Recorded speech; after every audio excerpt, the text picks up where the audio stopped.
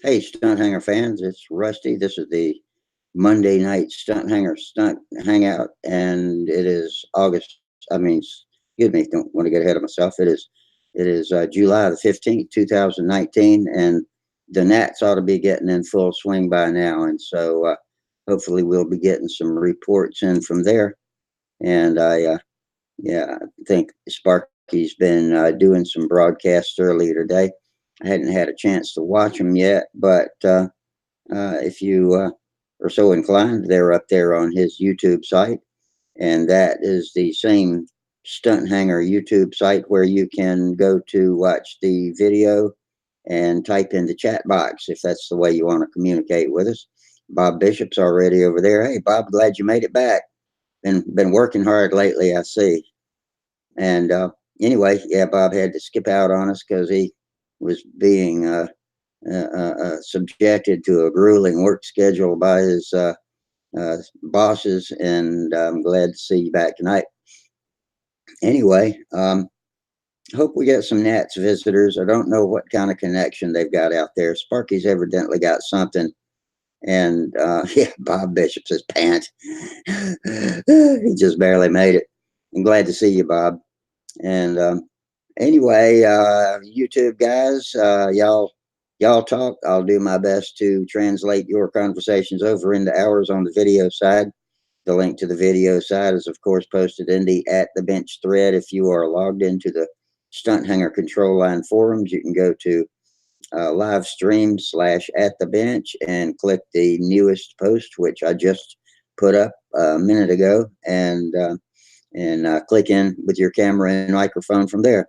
And you guys that do come in, I would appreciate it if tonight, especially, y'all would help me keep an eye on the YouTube chat box. You can pop it out and park it as a individual column right next to your video window so you can see both sides. And I'm going to need help tonight because I am not having a great day. Um, Actually, it started out all right. We had a good weekend this weekend. Holly and I celebrated our 35th wedding anniversary, and we didn't do much outside of the house, but reminisced and looked at pictures and had a couple of visitors. My sister at one time and my son came by. We're glad to see them. They came and made us laugh and enjoy and remember things, and so that was pretty good. Had a good time, and I got out in the yard and moved around a lot. And the only problem with that is I had a nasty surprise when I put my feet on the floor this morning and found that I could not walk. All right. How many times have y'all heard that happen? But this is another one of those days. So I didn't think I was going to be able to make it over to the computer. I came over here, hobbled over with the intention of posting a announcement on Stunt Hanger that said, we're not going to have a show tonight. But once I sat down, I was comfortable. And so, hell, I set the show up and here we are. So I'll keep going as long as I can. I can't promise it's going to go all the way to midnight. Um, I could face plant at any time. You might need to help me remember things, but here I am. Brother Rusty is back for one more night. And also, I got the message again, as always, that August 1st is when the Hangouts is going to disappear. So uh, that leaves Friday night's show. Then I'm going to the beach. So I'll miss the following Monday and Friday, and I'll be back after that. It'll still be July, so we get one more shot at it here until we have to move to a new system if YouTube and Google hold up to their promise of canceling the Hangouts. So we'll wait and see on that. Hey, Gerald Wimmer says, hi, Rusty and the Stunt Hanger people. Can't join tonight. Sorry, as we're driving about, dropping off stuff to the hospice. Hope you're better soon, Rusty. Yeah, I hope so too. And I'm glad I'm not at the hospice having to be the recipient of your generous donations. But I'm glad you're doing that because that's a noble cause, Gerald. So thanks for doing that. And let's see what else we got. Of course, the usual super chat announcement. The dollar signs at the bottom of the bottom of the chat box if you want to click that. Give us a little ching for walking around money and server fees, and keep Sparky able to broadcast from the Nats and everywhere else he goes, and contribute to my hobby budget too. One of these days, I'm going to be spending hobby money again, so I'll use it. I use it when I can, and so that wraps it up. Somebody on YouTube, tell me what you've been doing lately. See, Bob says that Sparky put up some Nat stuff this morning. Yeah, I got the notification and I started to look at it. And oh, Pat Kennedy, hey, Pat. Pat says, Rusty, we've been trying SteamYard and Jitsi on the Styrene Hangouts. Both worked well. Streamers, StreamYard, and Jitsi. I'm not following you there, buddy. Maybe clarify on that StreamYard and Jitsi. That might be a misprint, or I might just not know what the hell you're talking about. And like I said, that part about not knowing what you're talking about could happen more than often tonight. And yeah, Pat says Sparky's videos were great today. Good. I hadn't seen them yet. I know they were up there, but I just hadn't been able to do anything.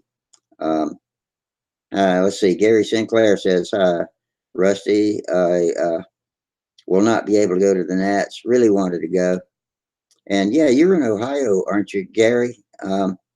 So that's not a terribly far drive, I guess, if you're so inclined. But you know what? If you've been to Brodak, I don't know if you've been to Brodak, but that's a fun event to go to. The Nats is a lot more just all business, super competition with the best flyers from all over the country, and kind of a grueling schedule, and it's hot. And you know, you're out there all day without any real fun events going on, unless you've brought some things like speed planes or pulse jets or something like Mike and Sam do, and want to get off to another circle in between events and put some flights up on those. But that's not organized by the event staff. That's just freelance. You're on your own to have your own fun, and it can be done. But I've never been to the Nats. Never will be able to go. Of course, the same reason I can't go to Brodak. I'm just my logistics just don't work out that way. So I'd love to give it a try sometime. Hopefully, some video visitors will come in a little bit soon and entertain me. But let's see. I was looking around at YouTube the other day and found a sheet I printed off with some keyboard shortcuts. If you're a regular YouTube, can't even talk. If you are a regular YouTube watcher, then this might come in handy. Of course, everybody knows that the space bar works play and pause, and that's if you last clicked on that window. You know, if you've clicked off somewhere else, then none of these keystrokes might do anything. But make sure that the front window is highlighted and the last one you clicked on, and you've got some things like let's see, the uh, left right arrow on the seek bar, which is the little arrows up, down, left, and right, will seek backwards for 5 seconds. But what I use for seeking in time is J, K, and L. J sends it back for 10 seconds. K pauses it, and L sends it forward for 10 seconds. And I was thinking they got a 30-second button on here somewhere, but I'm not seeing it. Numbers 1 through 9, if you're watching a video, not the live hangout, but oh, we got a visitor. Hang on, let me let Jeff Riley in. I didn't see that down there in the shadows. I was looking away, Jeff. And let's see. Come on, Jeff. There we go. Got you now. Hey, Takes Rusty. a minute to turn your lights on. Hey, Jeff, how you doing tonight? All right, hanging in there. Oh, hang on. I got it. Now you can talk to me. Finally got on the shop for a few minutes tonight. I was in there welding up a cart for my bandsaw so I could roll it around. Oh yeah, that's nice. I would love to be able to take my power tools, the ones that make a lot of sawdust, especially, and be able to roll them on their own little individual bench out to the, if I had a patio, I'd roll them right outside the shop door and do my cutting and then roll them back in. That's how Wayne's got all of his power tools set up in his Yeah, shop. it's nice to be able to do that with at least the bigger, heavier tools like the bandsaw, the table saw, Yeah, that stuff like. stuff makes just so much of a mess in your shop, and it gets, it's like it's almost as bad as overspray. It just gets on everything. The Yeah, planes get coated with it. And when I would, over the winter, when I would take so much time off from not going out to the shop, I'd go out there and my planes would be connected together with sawdusty cobwebs, and there'd be spiders crossing bridges between the wings of my planes hanging from the ceiling. I'm like, damn, this is hanger rash without the rash. I'm just kind of glad to hear that California is not the only place that happens.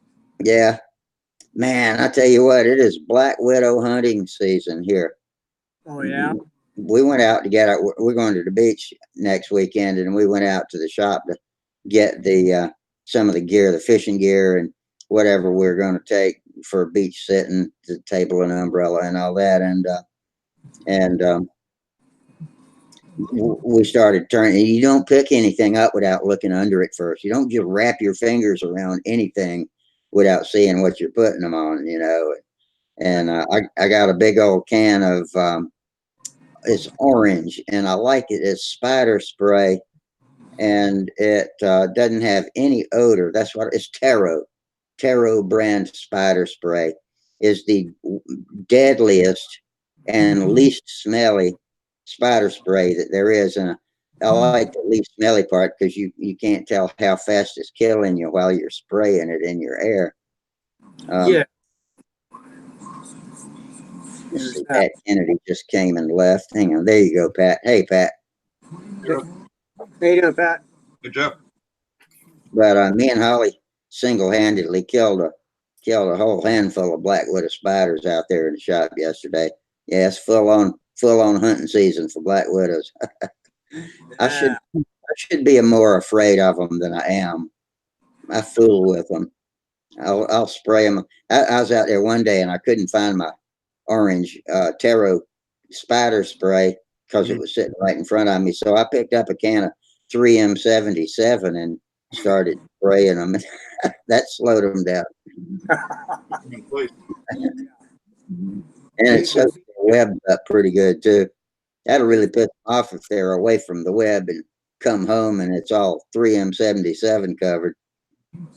That'd be funny, I think. I'd Yeah, a laugh. taste of their own medicine. They trap stuff in their webs. Well, give them a little give them a little feedback on that. How you like it? Yeah, Yeah. really. The big thing we got going on around here is we got a lot of those paper wasps. Oh yeah. Make Oh, nests in the eaves and yeah. Oh, yeah. Yeah. Yeah. We get that too. Some of those are, well, let's see. We got wasps. We got dirt daubers. The whole range of it. They'll go But right. if you knock those nests down, if you leave the slightest little hint that there was ever a nest there in that spot, they'll come back and rebuild it. You got to completely scrape it off. Here comes Kim.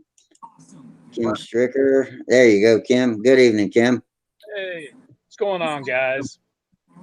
Oh, we're just sitting around here on a Monday night. I'm not sure how long I'm going to last. I woke up crippled this morning, so I'm having a I'm very, sorry, very bad day. Well, man. I probably got too active yesterday. We were getting our beach gear together for next weekend, and it was our anniversary, so we were having a little Oh, extra happy fun. anniversary! Yeah, 35th. We were having a little extra fun. Wow, Probably moved around more than I should have, and woke up this morning and realized I couldn't walk after a day of walking around yesterday. So it's man. extremely, I mean, it is excruciating. I tell you what, I don't know how else to describe it. And Damn. of course, I fell down and strained my left arm again. And it's just been that kind of day. Like I was telling the YouTubers when I first started, I walked over here to the computer so I could post posted a little video message saying we're not having a show tonight. But when I sat down, I all of a sudden got comfortable, and I figured, oh well, what the hell, I'll crank it up and go as far as I can. If I have to kick out early on y'all, then so be it. But we got Nats going on, and I didn't want to miss that. Looks like we Oh, got yeah. looks like we got 6 YouTube viewers. So maybe those guys got enough Wi-Fi over at their hotel or at the field or whatever. I guess it's 10 o'clock here. I guess it's dark in Muncie now too, probably. Yeah. Would it be dark in Muncie right now? 10 o'clock Eastern time? Probably just dark, because when I've been in Ohio, my wife's from up near Cleveland. When I've been in Ohio, it's usually dark around 8, I don't know, 9:15 this time of year. Yeah. Yeah, it depends on what's edge of the time zone it's on too. Yeah, well, they're east of Muncie, so it might stay dark or it might stay light a little bit longer. Yeah. I don't know. It's Yeah, pretty dark here in Missouri, but I got the hurricane cloud cover helping us out. At least you don't have the hurricane water floating you down the street yet. It's true. It's true. I saw Who's that. in the probability cone? Are you in the cone of fear, Kim? We're out on the edge of it, but people have been flooded for so long now that any more kind of hits them hard. We got a town called East Cape that's across the river from Cape Girardeau, and they've got backwater. The river's going down, but the water is so soaked it's coming up underneath them, and they got a real critical thing going on over there. So naturally, we're not wanting any more rain than necessary, but I'm sure that this hurricane is going to boost the river again. I haven't heard any forecasts on it. Yeah. But it was getting to the lower levels of flood stage is the way they described it or something. I can't seem to let Pat Kennedy in. Pat, are your lights on in your shop? You look dark. That usually means you're not in the broadcast. No, my buttons say you're not. There you go. I got it that time. Did you just turn your light on? No, it's been on. It's like, it must be the internet connection. We had some bad storms, and I see my lights going dim. Yeah. Okay. Yeah, you keep blinking out on me. I keep letting you back in. Okay. You're in now. You guys didn't have any problem, did you? No. You're still going. So. Yeah, no glitches on this side. It's just the internet. So what you got on your building board tonight? That BMW.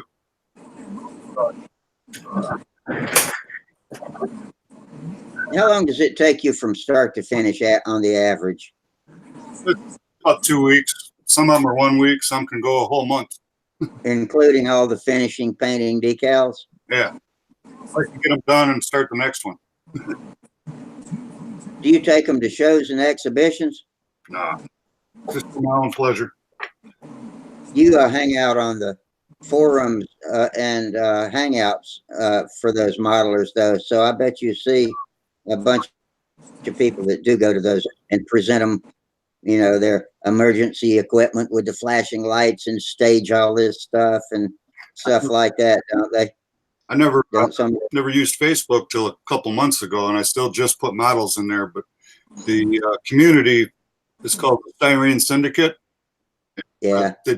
Last week they voted one of my Ferraris for the picture for their month of July. And they don't even put it up to a vote instead of one guy selecting who. And so they must like the way they look. I don't know. Oh, cool! That's great. In a photo, it's easy to cheat. You get up close, you see all the deep flaws. Yeah. Those videos it was so neat to see all those airplanes, man. It's like, from where I come from, it's almost like control lines, but all that's going on out there, and we need to get the word out. It's so much fun, and there's not enough people know about it. Yeah, I know. Especially if you're not Facebooking, because I didn't know until Mike Lonke started getting on me about not looking at Facebook. And there's several great control line sites with thousands and thousands of sport flyers all over the country. They're not like, we got a bunch of competitors that hang around in here, and sport flyers too. But since we come from Stunthangar, we draw a lot of competitors. But man, they've got some great discussions and build threads and all. Control line flying. If you want to go to a good one, that's control line flying. And Jamie Holford, one of our frequent visitors here, runs that Facebook site. Oh, okay. Now he's wet because he's down in Louisiana. Haven't seen him in a while. I know who you're talking about. I hadn't seen him in a while either. Charles was in the video out there on the airfield. Oh, was he? With Sparky? Yeah, he was waiting in line with his plane. We got them all lined up, and the strings, the lines laid out, and the planes, and they're all just ready to go. It's neat how they got it all set up there. Did Charles get a flight on video or Sparky? I don't think so. Not yet. I'll get one sooner or later. He's saving the best for last. Yeah. They actually do save the best for last. Whether or not those guys will be in it remains to be seen. Hey, So what Rusty. did you do for fun over the weekend, Kim? Well, I didn't do a whole lot. We had wind. I've had shop fever. I've been out here working on stuff, and I spent 3 hours this morning just rearranging one corner of the shop. You remember those puzzles that used to that'd be like a plastic card with letters on them, and you move one at a time? That's exactly those little squares, and you slide the letters around. Yeah. And some of them had numbers, and you would try to get them in order. It's exactly how my shop is, except it's surrounded by delicate stuff that's easy to tear up. Yeah. And I was dedicated to getting a new shelf in the corner. Let me turn you around. This is my shelf. That's my morning right there. So. Oh, okay. It doesn't look like 3 hours worth of work, but well, it's that's how long it took start me. a project like that. Oh man! But Trust me, Kim, I know what you're talking about. I just spent a week going through my shop. yeah, I think we're all in about the same boat. I can accept crashing one and tearing it up out in the field, but boy, it irritates the daylights out of me when I bust one up in the shop, and I do that once in a while. Yeah. So, hanger rash will make this off the poke, Yeah. Hey, Rusty, before I forget, would you mind explaining to me one more time how to donate to the super chat? Chat, yes. Yeah. And okay, you go to YouTube and find and search for Stunthangar, 2 words. Yeah. And I had you a couple minutes ago. Okay, when you see the channel home and go to the home page, I think you will see either the video while we're doing it, like right now, will be live front and center, or you'll see a little link over in your subscriptions that's got a red dingy thing, and click that. It means it's on live, and that will take you to the watch page. Okay. And that is where the chat box is. And at the bottom of the chat box is a little gray and white $sign plot. Okay. Square $sign. You can. All right.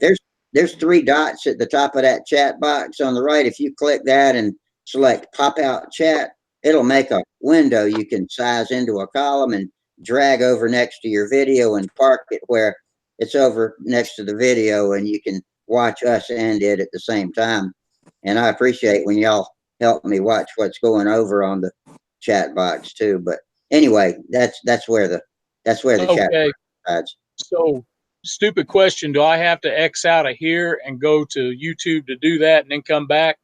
No, just do this. Just open a new browser tab. Okay. You're in Chrome, right? Chrome browser. Okay. Yes. Yeah. Open a new browser tab. Go to youtube.com and search for Stunthangar. And when you find the channel in there, but when the video starts, stop it immediately. Stop the feed, because it'll start feeding back through our speakers and mics, and so Okay. yeah, and then it takes it another 30 seconds or so for the chat box to pop up, and then you'll have access to all of that. Okay. I'm gonna give it a shot here. Be patient with me. Hang Oh on, yeah, no problem. hang on. Oh, you still there, Kim? I'm still here. You might have to make sure you have a charge card tied to your account or something. I haven't done that yet either in YouTube, or I'd have sent you some donations. I was hoping they could. Can they take PayPal? That's what I Yeah. got. Yeah, I Okay. think it'll go to PayPal, won't it? So it gives you options. I never actually tried it, so I don't know. Yeah. Okay. I'm Hey clicking Jack, on you right Natalie now. out there. Hey Jack, does it takes PayPal? Type in your text box for us. It takes PayPal on the super chat, does it not? Because Jack's a frequent contributor. Oh, I know. And by the way, Jack says, hello again, home flyers. Yeah, seen Charles. He looked double happy, and it makes me real good to see him and Sparky out there making history. Yeah, how short Charles was. He's always saying how short he is. Yeah, He's yeah, not. he's a fire plug. Ain't no short Joe. He's taller than me. I'll tell you what, ain't no Strega or Magnum going to pick him up off his feet like it did me. He's solid. That's for sure. Oh, Gary Sinclair says he saw a plane on Sparky's video that looked like his ballerina. That's pretty neat. Do y'all know what a ballerina looks like? I've seen one a long time ago. Shakespeare. It was one of those twin tail jobs, right? I don't know. I'm not sure what it is. I've heard of it. Oh, yeah. Jackson Avley says it does take PayPal. Okay. Guys, still there? Yeah. Okay. How far along are you? Okay, I'm on the page. I'm on YouTube. I got Stunthangar Monday night, and I've got it paused so it won't make racket. Have you seen the chat box pop up yet? It's going to pop up on its own, or what are we talking Yeah, it'll about? come up by itself over to the right of the video. Okay. I got full screen, got theater mode, got settings. You might go That's out the of only. theater mode. You might go to just regular mode. Yeah, that's what I got in. I mean, that's just the option that I had to go to that it was open to me. Yeah. My iPad, I have to click the screen. Okay, I've clicked this. I have to click the screen, and then the chat box pops up on the right. Okay. I'm not sure if that's how the Windows thing is going to work, though. You might, Okay. you know what? I told you to stop the video, but you might have to start the video to get the chat box to pop up. I'm only Okay. guessing. I don't want to be a pain. I do have, it looks like I got the chat. It says top chat That's it. on the right. Okay. Yeah. I've got it. So Scroll the three all the way dots down underneath where you type your messages, and you see a smiley face and a $sign. Got a smiley face. Oh, that's okay. That's a $sign. I should have my readers on. There we go. Show your support for Stunthangar. That's okay. it. And I've clicked on it, and I'm waiting for something. I got a wheel. I did everything, and waiting for it to ask me to log into PayPal. Yeah. And it's I got my PayPal set to log me in automatically, but everybody might not. I'm doing it with the pop-out chat on the side of the Hangout here. Yeah. Yeah. When I'm talking to y'all, I pop it out and then hide the rest of the window and just drag the chat box over into a column where I can put it next to the video. Well, the $sign went away. I've got a flag that says super chat, and I've got an X to close it. It says show support for Stunthangar, but I don't have anything but those two items in there. Yeah, Jack wrote that it takes PayPal. That's Does it? It doesn't have anything else to click to. Nothing else has come up under super chat and close. Let me close it again and see if I can turn it back. Before you do that, did you go ahead and start the video? If you stopped it, maybe that'll make it active. If you start back, I'll just mute you for a minute. All right.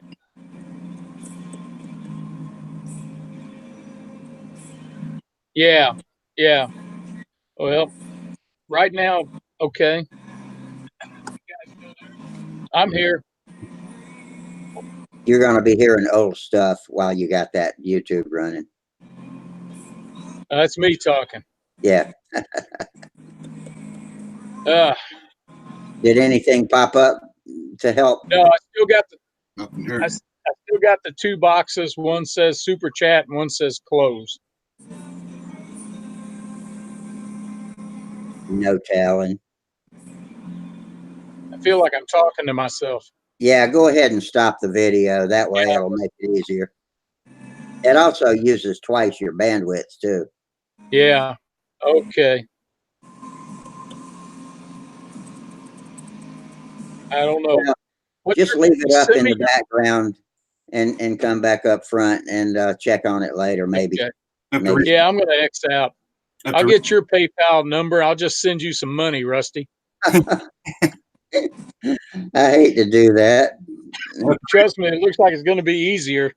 have to read instructions. You might have to be logged into PayPal and then go into the chat and Oh. Are you logged into YouTube and No, PayPal? I thought it would prompt me to log into PayPal. yeah, Yeah, I thought so too. it's just a spinning wheel. Maybe YouTube's chat thing it's worked earlier. You got one from someone. I hadn't gotten one tonight, but I did on Friday night. Yeah. But anyway, we don't have to worry about that now. But thanks for Nah. trying. Just And you give me don't your. have to send me any money directly. I don't Tim. mind. I enjoy this. And if you can turn it, it's electronic money. If you can turn around and put it back in the pot, that'd be great. Yeah, okay. I can do that. Yeah, I can actually donate it to Stunt. I Yeah. can turn around and shoot it straight to Sparky. Yes. That might turn out to do be that. easier considering how things are working. Yeah, So I'll do if you that. can email me or send me your PayPal, I may have your PayPal address, but whatever works. Yeah, I'll either PM you or Sure. email you or something and There send you it go. to you. Yeah, and I can turn it right around and send it to Sparky. Yeah, that'd be great. Oh boy, What else going not much. We're waiting, hoping some people from Muncie will check in with us. on? Yeah, we got two Breezy Hill Flyers up there watching the control line stuff. Haven't heard from them. Well, I got a couple pictures from them. I haven't heard anything this afternoon.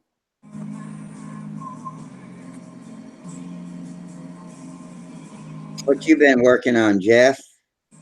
I've just been trying to get the shop cleaned out so I can start spraying some decent paint jobs. Yeah, so you can give us some show and tell.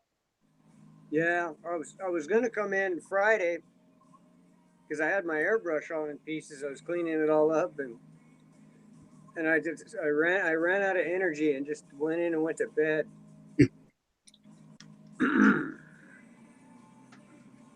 Yeah, I'm familiar with that problem.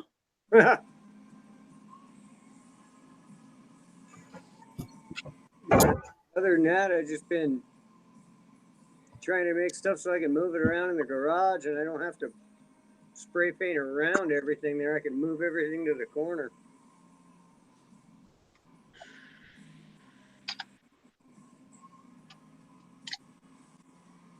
Kim's got his photo equipment out. Hey, I'm going to put this on Facebook. If I bust my butt for 3 hours, I want my friends to know about it. Okay. Take pictures of my shelf. I'll be sure and check it out when you put it on the forums. Okay. I've been seeing your headlines, but I hadn't actually been reading your threads much lately. I've been blabbing a lot. I don't know what's going on. Maybe Well, I'm lonesome. Ever since you've been on your shop kick, you've been posting. It's crazy. It is nuts. I've never been out here this much. I come out like 4 o'clock in the morning, drinking my coffee and set everything up, and it is so wonderful out here. And so I don't know what's going on. Well, you've always come and gone, waned and wavered, and so Yeah. you'll probably burn out for a little while and then Oh yeah. sooner or later come back and go crazy.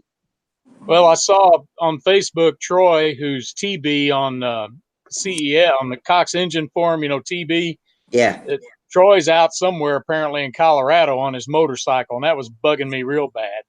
So I don't know how old a post it was. I forgot to check the date on it, but he jumps on his. I forgot He does some serious riding. I'm sorry. Go ahead. I forgot you were a rider. Yeah, yeah. Bob Bishop just hit us with a super chat. Jackson Avley says mine has a bar with dots on it, and the dots are payment amounts. Oh well, whatever. It works. In the settings in your channels, I think there's a place to set up financial stuff. Maybe that R.W. Bishop can explain that. But maybe I think me and Kim got it figured out for right now, though. Yeah, yeah. I think ours would be the easiest. Yeah.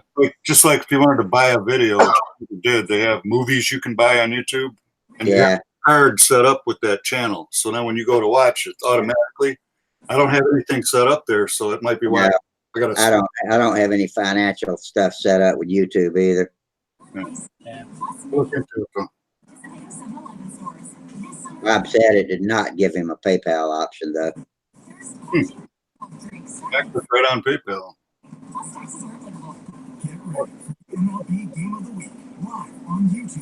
Yeah, we'll work it out. Who's got a TV going in the background?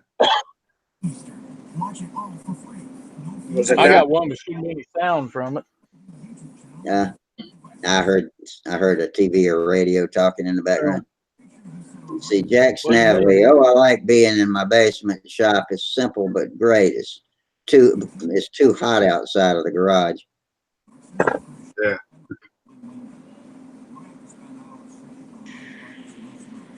Make sure you don't have a phone out there so you can't have your day interrupted. Leave the phone in the house. Now I keep mine in my pocket in case I fall down and bust my ass and can't get up. I can call somebody to come pick me up. We got one of those phones. You just push a button if that happens. You know. Hopefully, I'm a certified geezer now. I guess I'll be getting my card in the mail any day now. Do you get benefits with that or anything? Social Security, maybe. I don't know. Medicare. My Uncle Wayne's 90, and he got one of those little necklace push button pendant things, but he doesn't like it, so it stays in the house. My mom loves hers.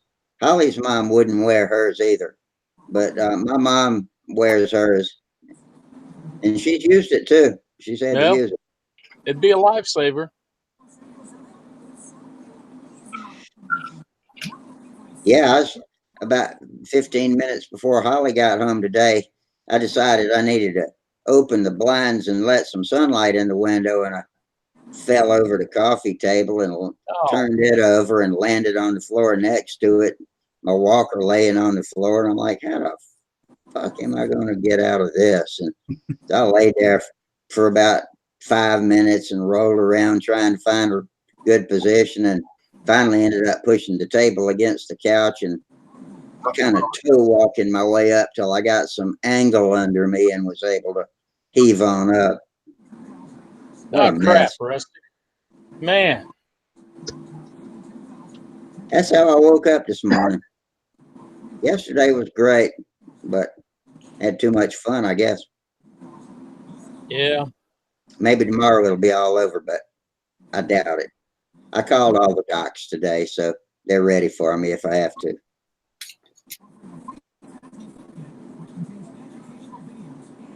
I'm prone to stress fractures with my aged body. I'm a 63-year-old man trapped in a 90-year-old body. Man. Yeah, man.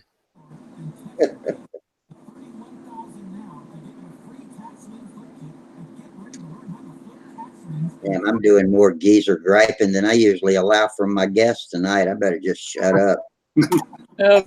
Sometimes you got to vent a little bit, man. Yeah. I usually allow 10 minutes for a geezer gripe session. You got a timer there. hit the everybody. timer and say, okay. That's right. And I don't care how many people are doing it. When 10 minutes is up, boom, geezer right session. And sponsored by There you go. hospital corporations of the world. Oh my. Luckily, it was pretty nice there at Muncie. It might start to get a little windy at the end of his video, but I was wondering how that hurricane's doing. I haven't watched to see where it's going.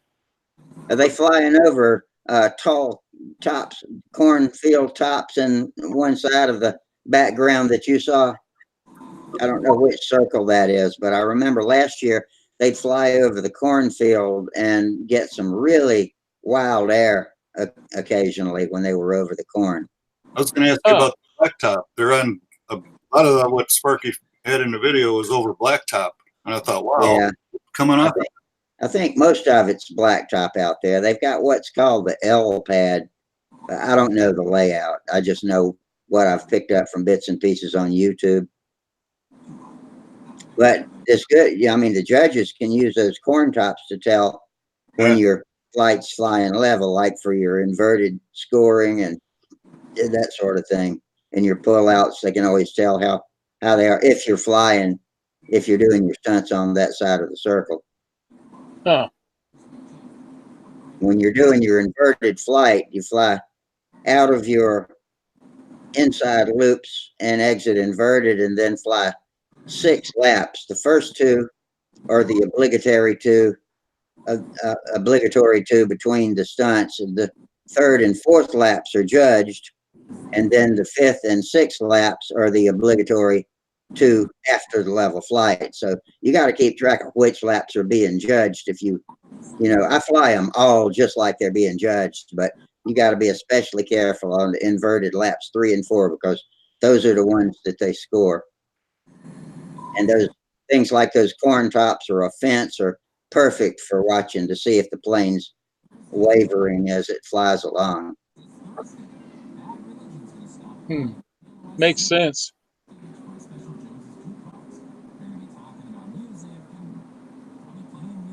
And I love competing control line. It's so much fun.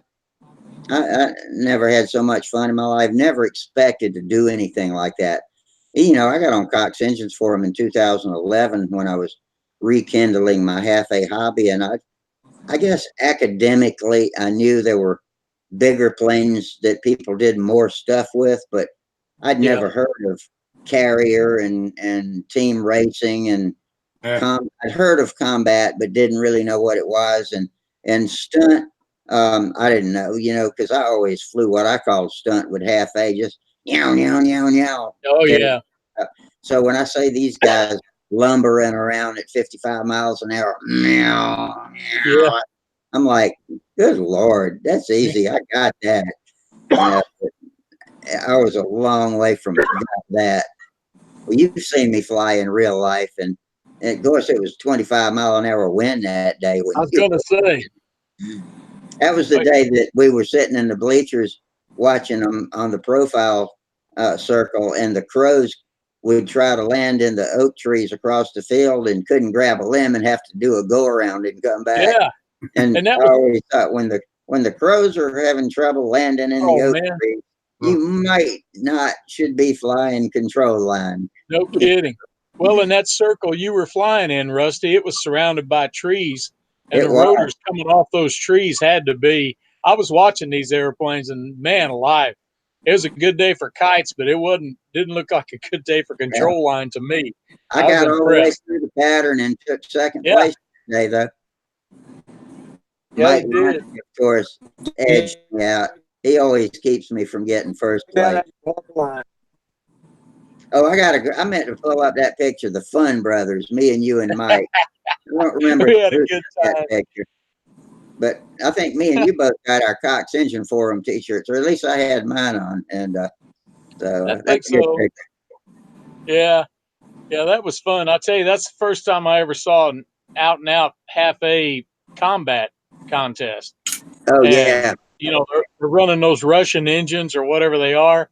And it's like watching guys with lightsabers out there. It was crazy.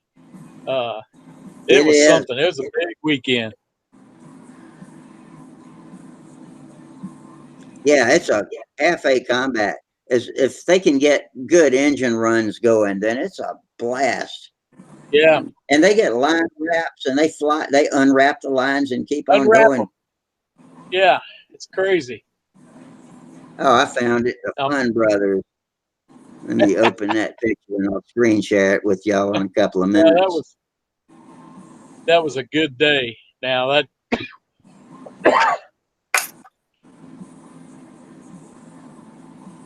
yeah, that was a really good time.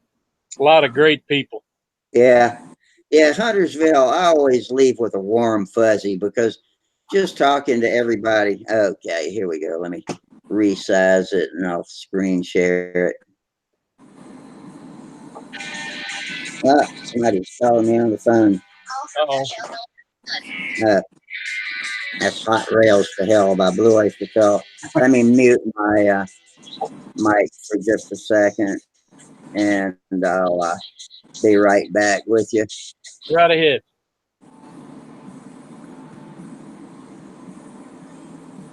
So cleaning up the shop. What what else do you have left to do? How much more do you have to go?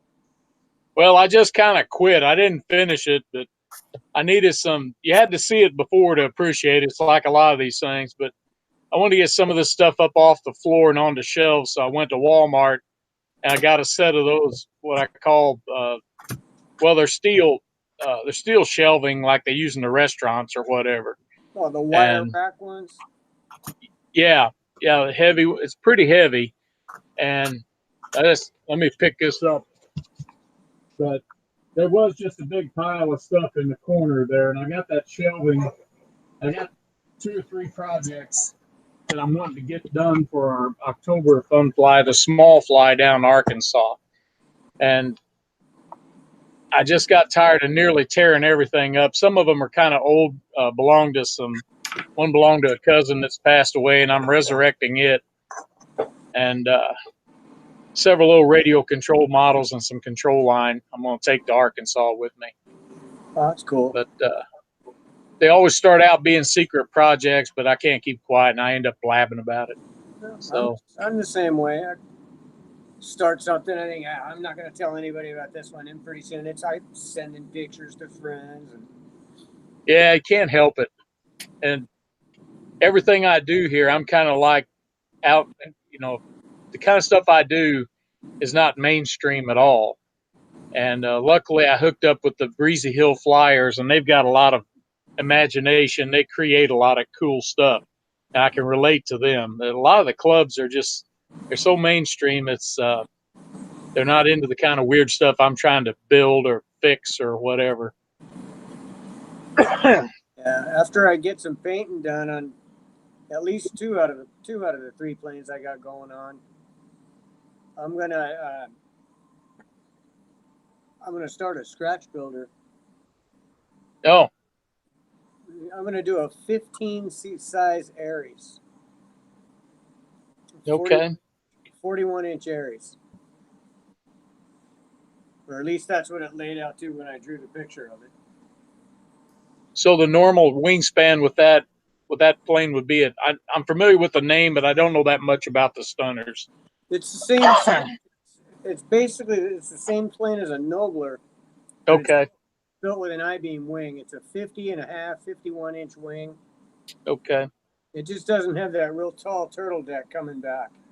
It's a little Gotcha. slimmer in the back. But it's the I-beam. It's the I-beam version of the Nobler, basically. Okay. Okay. I'm familiar. I've got a Nobler. I call him my other cousin Bob knew Charlie Bauer, and he got a Nobler from Charlie Bauer and brought it down to me and gave it to me. So it's kind of like giving a baboon a work of art, but I managed to fly without smacking it. But Yeah, I got a Nobler that I built 20 years ago, and it's been hanging in a garage since we've been remodeling this place for the past 15 years. yeah, And now the dope shrunk up so bad the paper's all peeled off of it. yeah, Time to yep. redo that one. But I've got a Lark, an Olympic, I got the Nobler, and I got the Strega, and they all need to be finished. Mm. They're in various states. Yeah, know that feeling. But I couldn't do any painting. The three of them are covered, but I can't paint them because there was so much dust in the garage. I was afraid it was going to come out looking like sandpaper. Yeah. So when you were turning around, I noticed you got a couple of toolboxes in there yourself. I got about 2 or 3 too. I got more stuff stacked up in here than I know what I have, you know. Yeah. And Yeah. but excuse me, No worries. tickle. Yeah. So what'd you do for work? Me, I'm retired. I work for. Okay. I'm sorry, you asked me about what I do for work. Yeah, used to do. I used to. I worked for 25 years for Procter and Gamble. They have a diaper factory close to Cape Girardeau, and I worked there. And retired, and I didn't retire. I took a separation package in '03. Then I worked for 10 years down our local airport doing line work with the airplanes and stuff. I love anything that flies. Oh, that's cool. And I'm still on their payroll on like a call in emergency kind of thing, but I guess they haven't had any emergencies because I haven't gotten called.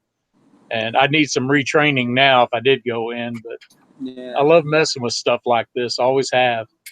Yeah, So, that's cool. I was in construction for 30 years. And when I got out of that, I went to work for a guy down the street from me, had a hot rod shop. okay. And I went in and I did a bunch of welding for him. Yeah, welding's an art. I admire anybody who can weld because to me it's still a mystery. I learned how to weld iron, big 10 and 12-inch channel steel and stuff like that with Whoa. arc welding, and that's about as far as I got. No. Yeah, use that rod that's about the size of a egg and turn the machine up as high as you possibly can. These machines were the size of like 4 refrigerators too. That's industrial size. Yeah, industrial welding. I never did understand about setting the voltage and current flow and all that. They just set everything up and handed me a stick and said, "Go well, boy."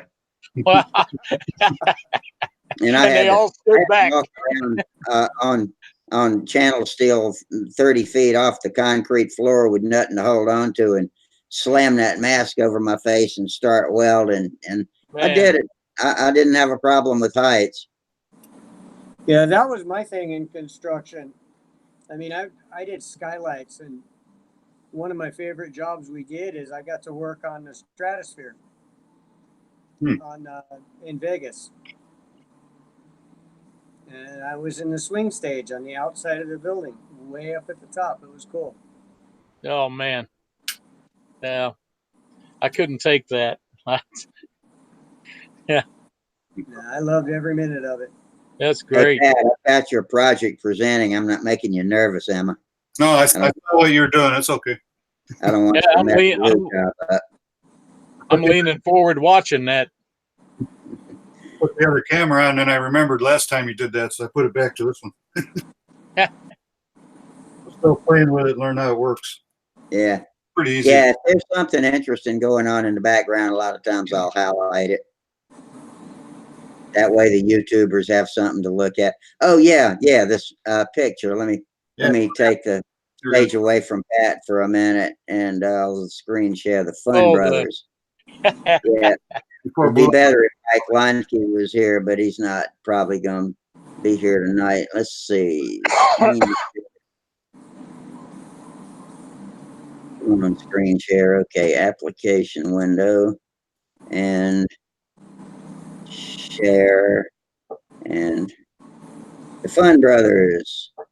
Okay, is that presenting Yay. to There you go. is that presenting to everybody? Yep, I got it. All right. Okay, yeah, I'm the only one with the Cox engine for them, or CEF as we members call it. That's pretty good though. That was a great day, Rusty. Yeah, it was. I had such a good time. Yeah. And big old Mike, man, he's a good buddy too.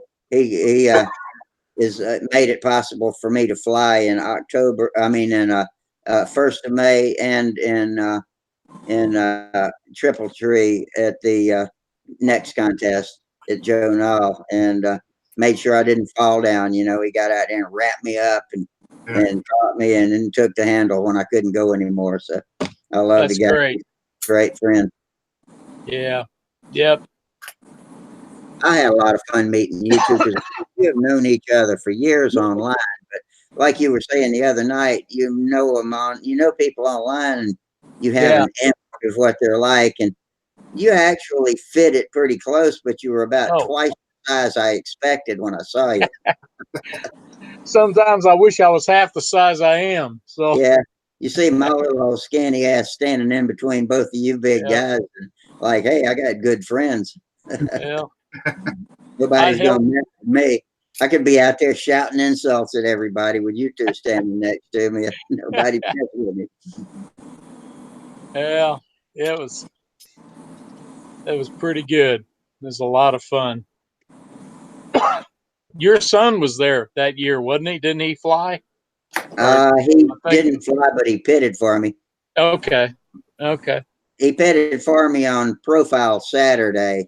I All right. almost wrecked that plane too because that it was so, like we were talking about, it was so windy both days that I was doing a vertical 8 and the wind just slapped that plane Yeah. like a little twister came through, and the line was coiling up at my feet, and I was backtracking, and I would have normally had no chance, but a rogue wave of wind came along and whipped that plane back up into the air, and it got Yeah. tight, and I said, and flew it Yeah. out.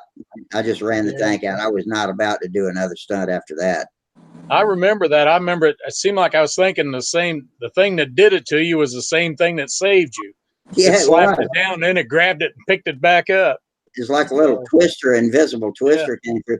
That's right. You did get that on I video. think I did. I Because believe. you have, I got the pictures of Al cranking the plane that day and holding it for me. Yep. Usually about the time I park the video camera, that's when all the drama happens and everybody turns and looks at me and says, "You get that?" And I'm standing there holding the camera sideways going, "No, I might have missed that one." Yeah. But cool thing about digital video, you can just keep shooting and then figure it all out later. You don't Yeah. run out of tape. Oh, yeah. It's not, So, it's such a easy thing to patch together. yeah. Yeah. It makes, I mean, even cell phones look like makes people look like professional photographers nowadays. If you take Yeah. enough pictures, Yeah. and that speed burst setting where you can just, you Yeah. know, Yep. that's great. That's good for Yeah. catching inverted flights and series of loops if you want to catch different parts of a pattern or something. Yeah. I wanted really bad to get some photos of the plane uh, during the flight with it inverted in front of you. And you know how you see these where both the pilot and the airplane are focused, and it's just like the plane is suspended. And I never could. I guess I need to mess with it more. I never could get there. I've I got got a some couple fairly of good Johnny photos. Jenkins straight out in front of him with his head like where my fist is and the Yeah. plane right there, and his head's just looking right over the plane. They're both in Yeah. focus too. Yeah. Yeah, Yeah. Some of these guys get them. So, if you try it enough, you'll get it. You just got to pick through and delete a whole shitload of them before you narrow oh, it yeah. down. Yeah, man. I got more blue sky and grass and pictures of my feet and everything, Yeah, especially with the video camera. But That's what happens to me on no, the car cruise. I get the space behind the cars when they go by. yeah, yep, I'm trying to get all these nice yep, cars, and I go home and I go, oh, missed that one, missed that one. yep, yep, yeah. Better off I doing know the feeling. Well, that was a great trip for me, man. I'll tell you that. Visited with Huntersville everybody is now. something everybody should experience in October. Huntersville once in Yeah, their life. Where is Huntersville? It is in the northern part of Charlotte on the perimeter, way Not up north off of 485. not too far from the racetrack. No, I don't think so. I'm not sure. The racetrack is in the southern part of Florida, Charlotte. Is it not? Oh yeah, I guess it is. Yeah, Charlotte Yeah, Motor Speedway south of Charlotte. yeah. This is north, and this is near Statesville, or this near the Statesville exit. I don't actually know where Statesville is. Because I was checking my Apple Maps on my iPad just because like you talk about Huntersville, it sounds like a blast. I just Oh, it wanted is. I just wanted to see where else. My niece lives out there in somewhere in North Carolina. Figure we plan a trip to go out and see her when that contest is going on. Yeah, that's a good idea. That's what Shug Emery did. I don't know if you know who that is. He's an RC groups. I mean, a Stunthangar member, but he's a professional circus clown. Well, he was. He worked for Ringling Brothers and a damn good clown. But he freelances now and does state fairs with all kinds of stuff in his act. And he's flown a bi-slob on a unicycle and done all kinds of stuff. He's with Oh, the Piston Poppers, the Minnesota Piston Poppers. okay. Yeah, I've seen him on YouTube. He's a funny Yeah, character. we flew together in intermediate out there, and let's. What was I going? I forgot where I was going with that. He was planning a trip out there. Oh yeah, his sister lives in the area, and he actually grew up in that area, and it was a big surprise to me. So he comes and makes a week or two out of it, and goes camping and hiking in the Appalachians, and then takes in a contest while he's there. Oh, that's cool. Sound like you got it all going on. Yeah. But speaking of watching videos, Rusty, I watched your Magnum video. Oh, that was back when I was a beginner. Yeah, That but thing you around like my big plane does me. yeah, it was yeah. It, yeah, if a wing over, it just about picked my feet up off the ground. It Yeah, had good pull. to pull out on a wing over, it'll jerk me forward about a step and a half. Yeah, Hmm. that's how I wrecked that plane. I wrecked it on a simple inside loop when I stepped into it on a gust of wind, and it hit the ground. Wow. Yeah, that's what I'm afraid of with the Strega. I haven't flown mine yet, but I've flown one, and it yanked my arm just about pulled me over on my face. Thanks. That Magnum was an old plane built by Mike Garmond of the Norfolk Aeromodelers years ago, and he's now deceased. But when they dissolved his hobby supplies, and one of our guys picked it up, Howard Shenton rebuilt that plane for me. And when I won my first beginner contest, I was about to walk away with my trophy, and they said, "Oh, wait!" And John Tate from the Norfolk Air Modelers came up with it and presented it to me, and so I didn't treat that plane like it was my plane. I cleaned it up every time I took it out to fly it and fixed it up, and it got nicer and nicer. And I was planning on presenting it to some aspiring beginner at some time in the future, and that's why it made me so sad that I wrecked it. Oh yeah, it's a good looking plane. Yeah, it is. I got a great picture of that too. I'll see if I can find it for y'all. I think Charles was holding his Strega when he was in line, and Sparky also got the Japanese guys, Masa, and another one. I thought Charles went a long way, but those guys come all the way from Japan to fly there. Wow. Hmm.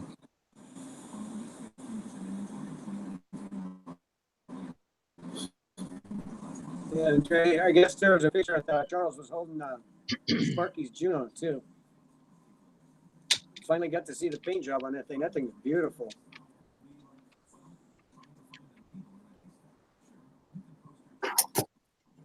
On which plane is it?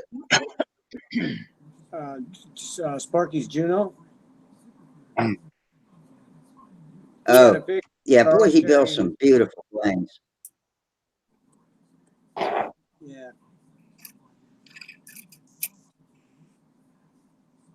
You got one on there that was real nice looking, but it was like over 70 ounces or whatever.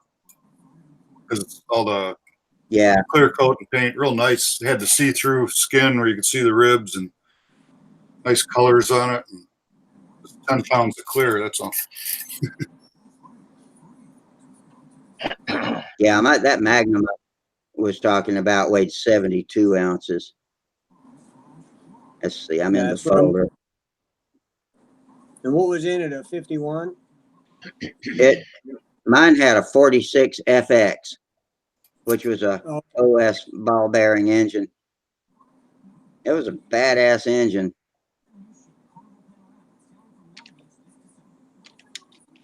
You'd think it would have had something bigger than that, but that pulled it along. Ah, here we go. Let me open this picture. Y'all might get a laugh out of this. I wish I had rearranged it a little more dramatically. I was so distraught when this happened, and I'm about to screen share it. I was so distraught when this happened that I went ahead and took the picture because I knew someday it would be funny. Well, that day hadn't come yet, but I still show the picture. Yeah, you still need the And photo. are y'all seeing that? oh yeah. Oh, What? yeah. Still got the handle in my hand. I should have put the engine on top of my chest, and the whole nacelle's gone. And it's a lot worse than it looks because I had stuck the wings back into the side, but they were laying out on the ground about 4 feet from the plane. But yeah, still got the handle in my hand. Yeah. Bits and pieces.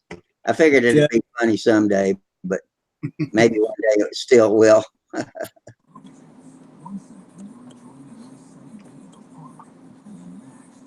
Every time I do that, I got to rearrange my screen.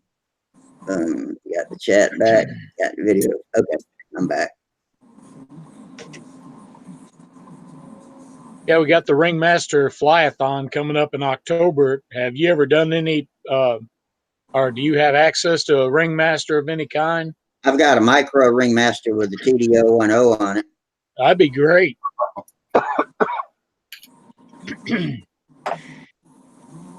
I see one of our old regulars. Do any of y'all remember Tom Creasy, who Yeah. used to be in here all the time building? Yeah. And he's out there right now typing. He says he's got bad Wi-Fi, but he's at the Nats. And he saw Charles. He hung out with Charles Carter today. Oh, and he posted a ha ha ha ha. That might have been about the Magnum. I'm not sure. Yeah.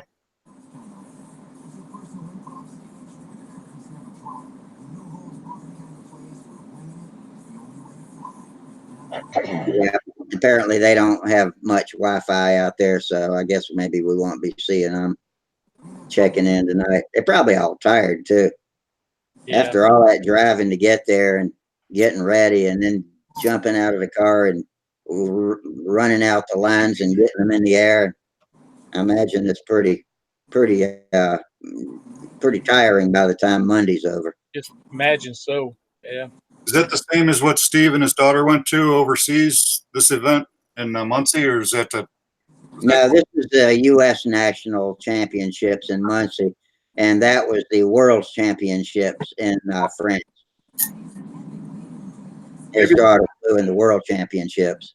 Maybe the two Japanese guys are from the U.S. then, but Spartan, yeah. Oh, Kaz Minato, I think is one of them. Or no, that's not his last name. Kaz something. Masa, And, M-A-S-A. okay, but yeah, I think they fly for the Americans. Yeah. Yeah, I know there's a guy named Kaz that flies for the Americans. There was two of them there together.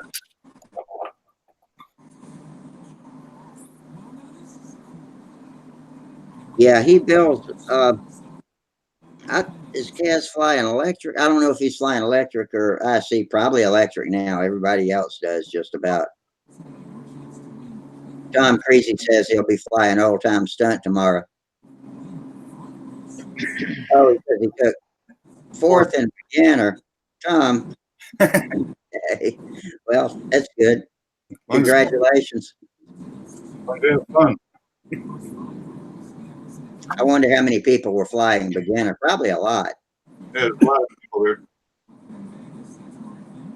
I don't know about each class, but He overall, probably got beat. He probably got beat by a 14-year-old.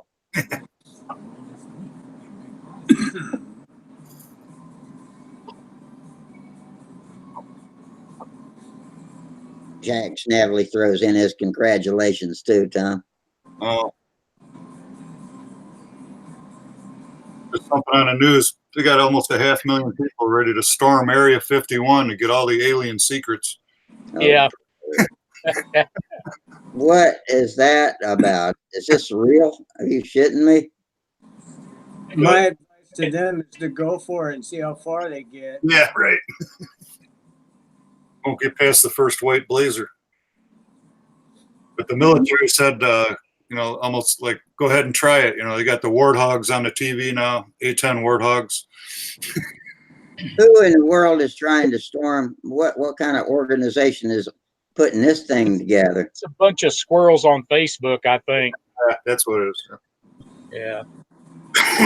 Now They don't know how serious it is. It's supposed to be over 1 million people click interested or going or whatever. Okay. So just said, warning, attempting something like this can be dangerous. It's not actually looking like a Mad Max scenario in the desert out there right now, though, is it? that'd kind of be fun, actually. But yeah. years ago, they showed tracers. It's been several years ago. They showed the military developing this directable microwave, and they basically point it at you. And when they give you a shot, your skin instantly gets hot. Yeah. And all you want to do is get away from it. I think a few of those lined up, sweep them across there. Cook them. But apparently it'll change your mind in about a half a second. They wanted a way to turn people away from break up crowds without gunfire or whatever. And apparently that does it. You could sweep that beam back and forth and slow them down considerably. Yep. Be like ants with a magnifying glass there or something. I don't know. This is a experimental aircraft test site. It's no wonder they've seen a lot of strange stuff in the sky. Yeah, no kidding. I think going to bed. There was 11 people, and he got beat by a 20-year-old. Yeah. Oh, okay. 11 people. Okay, he came in 4th out of 11, though. That's not bad. Getting beat by a 20-year-old's no shame. Mm. That 20-year-old's got the reflexes of a cat or a combat expert. Kind of impressive to see a person that age interested in it. Yeah.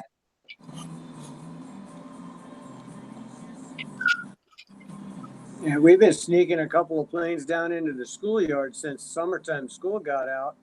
Oh, yeah? Now there's me and a friend of mine are the only two in the neighborhood so far that are interested. But we've had kids come up with their dad saying, hey, how do you get into this? Give them every piece of information I can. That was the other flying in a schoolyard. That's where I flew. My dad would get in the car, go down to the local school, and in the 60s, it didn't matter, gas engines. Yeah, that's where I learned, and it was a hard-packed sand schoolyard. Yep, me too. But like you said, the kids came around, Jeff was saying, and that's how, the noise attracts the kids looking out. What's that, and maybe they'll come and see. Oh, yeah. From all over to see what the racket was. And when I got to where I could go flying by myself, because it was within walking distance of the house, then they'd come out there and I'd fly my PT-19 around and they'd throw rocks at it and stuff and try to hit it. And we had big fun. I'd dive at them, I'm sure I was not flying within the recommended AMA protocol, but yeah, I did that in the schoolyard growing up when I was 10, 12 years old. I had one of those little Cox Super Chipmunks. Oh, yeah. They're great. Wrapped around the hollow foam wing. That thing flew good. Yeah. Yep. I was impressed. For a piece of plastic, it flew really good. Yeah. I violate the AMA safety guidelines every time I fly in my front yard. I got power lines around, but I sank a brick into the middle of the yard. And as long as one of my feet are on that brick, I'm not going to get electrocuted. So, Yeah. you know, I don't think that enough current's going to flow through those lines. yeah. You don't fly on steel, do you? No, I fly on spider wire, the half Yeah. A. I only fly half A in the front yard. It But no, might I shock you, just it get might jumped shock about you. it. I'm sorry. It might shock you, but that's just current electrons running down the outside of the string. It's not really a Yeah. conductor. So, Well, but that's about all it'll do. it's never happened, and but every time I post a video of any kind of me flying in the front yard, at Everybody. least somebody makes a comment about it. You know, I say, well, I like to live on the dangerous side a lot. Yeah. But, Have you ever seen videos that Mudhen took of him flying his PT-19s and doing wing overs and stunts?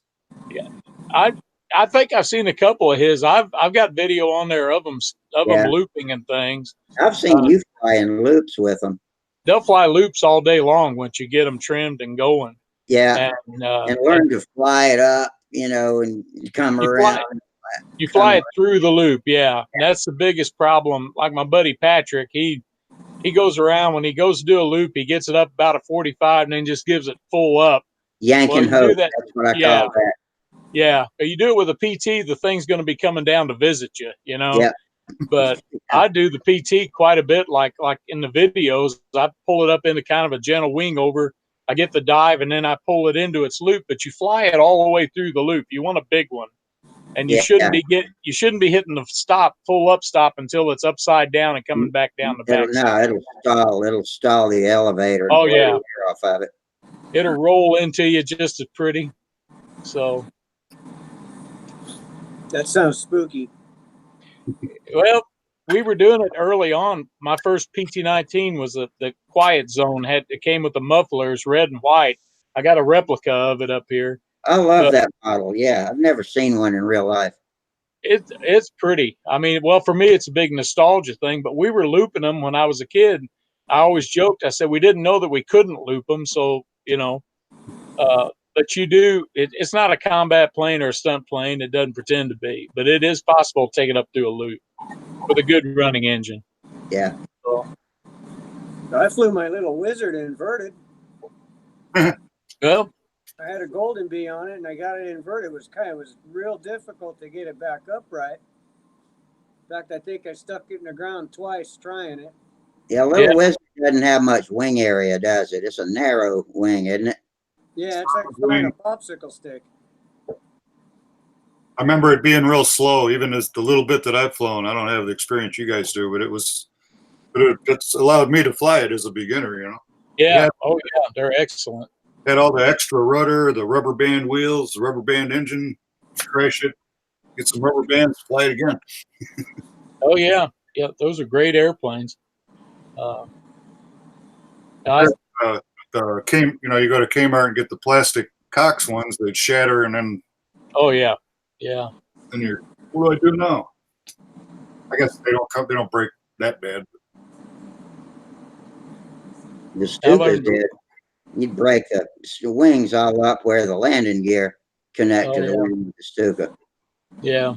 My dad was able to put it back together 4 or 5 times, but finally, when he couldn't put it together anymore, he came home with a PT-19 one day, and I slagged it pretty good too before I finally flew a whole tank out. But then once I got it, I noticed on the Brodac Little Wizard. Remember, I bought the new kits. It had gotten rid of the rubber bands on the engine. Looks like it just bolts onto the front end. Okay. Yeah, it's set up for a beam mount, I think, isn't it? Yeah, it's got a side mount. Yeah, these days they give you the option a lot of times. It's like a side. The head's going out the side.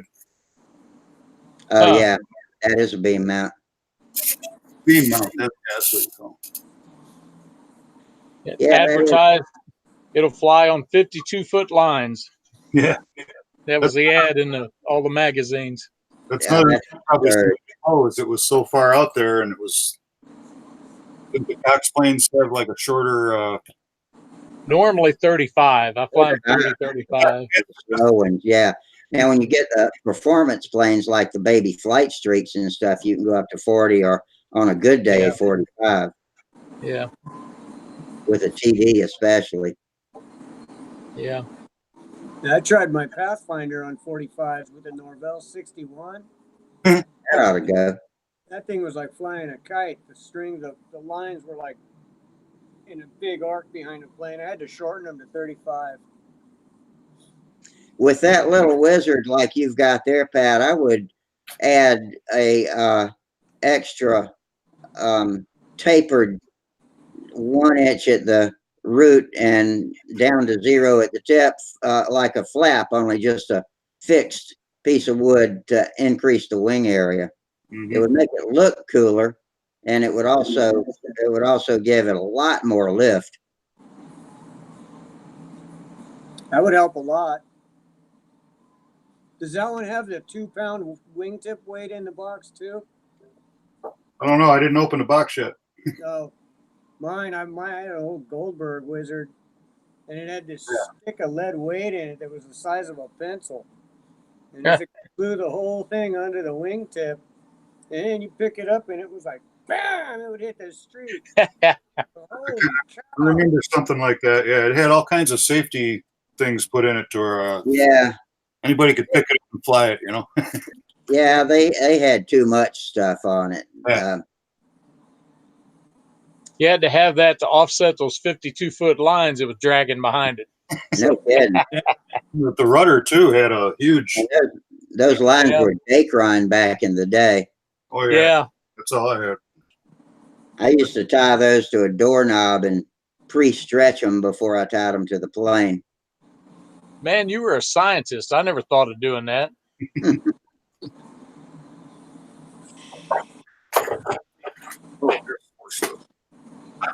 Yeah, Pat, we want to see one of those on the building board pretty soon. Oh, it's it had a tank mounted on it too. It's not all like the tank was in the engine on the Cox, but this Yeah. it goes up to a .099. It needs a bigger motor for it. Yeah, that would be a hell of a thing to balance. Oh, I think you'd end up with a lead sled if you really tried to put an 09 on it. it's really short. Thing's already so nose heavy, it's ridiculous. Yeah, it's got a long nose. Now, with the beam mount, the engine's back closer to the lead edge. Yeah. With the radial mount, the engine's back closer to the lead edge. But with the beam mount, it's way out there so you can fit a tank on it. But you could mount it with a radial mount and put a bladder on it, and that would be the best of both worlds. You could balance it a lot easier, especially with the bigger engine. Yeah. I let my mom sell it at the garage sale. That's why I had to buy another one. Yeah, well, when you start building that, let us in on it, and we'll give you as much tips as we can. Yeah, we'll need that overhead camera as you progress. Yeah. Yeah, we can monitor your progress. There you go. Three Nothing more, like having suggestions and help while you're building. get 3 more cameras. I'll have them hooked up. Oh, Jack Snavely is a big fan of the Brodak 049. They're terrific once you break them in. It's an AAC type engine. So it's really light and fairly powerful. Jack says powerful exclamation point, but I'm more like powerful enough. I did pick up one of those when I got the planes. I don't know nothing about it. You have to have a tank. It's a beam mount. You Hopefully, do the Brodak. Yeah. either a tank or a bladder. Yeah. I don't know. I think I've got one stuck away. I think I've got a box that one of my friends' plane came in, but it's an empty box I've just got on display. It was a lot different than the Cox 049. Quite different. Yeah, well, It was front rotary. Let's click on Kim. What are you holding up there? I think that's it. It's That's Brodak. it. I forgot I had it. Yeah, does it say MK2 on the side of it? Oh man. Says made in China. 049 under the exhaust and Brodak up the side of the cylinder. Yeah, I don't know if it has an NK2 on it or not. I'm not an expert on it. I think that might be one of the earlier ones. Probably so. And I there's a can't big remember. difference. And there's a big difference in how they run. But Yeah. yeah, they're supposed to be really user-friendly engines, except the first crank is kind of difficult. I had a special difficulty with it because I didn't realize the head bolts hadn't been tightened from the factory, and so it wasn't developing compression. Yeah. So I Now this screwed with one, it all day. Finally got it cranked after I figured out the bolts were loose. I may start this one up and try it. I want to take a plane to the small fly-in called the QT, and I want several different engines, older engines to run on it. And this kind of looks like an older engine, whether it is or not. So it's odd enough looking. I may try it. Oh, one thing I want to say while I remember it, Will Davis texted me the other night, if y'all might recall, Friday night, I think it was, and said that the fall null fly-in was coming, and I was speculating, is that all electric? Because I used to have an all electric fly-in the fall. Will texted me back, but my phone didn't ding, so I didn't know he had texted me. But it is everything. It doesn't have to be electric. So anybody interested in Joe Nolan fall. That's a Mark II. Yeah. Yeah, 049 Mark II. No, fancy See like if that looks like the one that Kim had. all silver. It doesn't have the colored cylinder.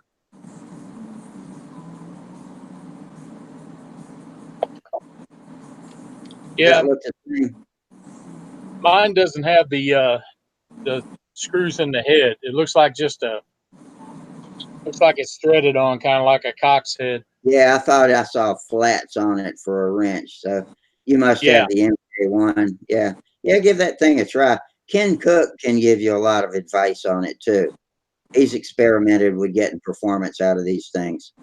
I like how I they may use stick it on here. the big glow plug like the bigger engines instead of the Cox. Yeah, it's a standard glow plug. Yeah, What are you running that for fuel? 15% or 20%? If it's half A, I put 25 or 35 in it.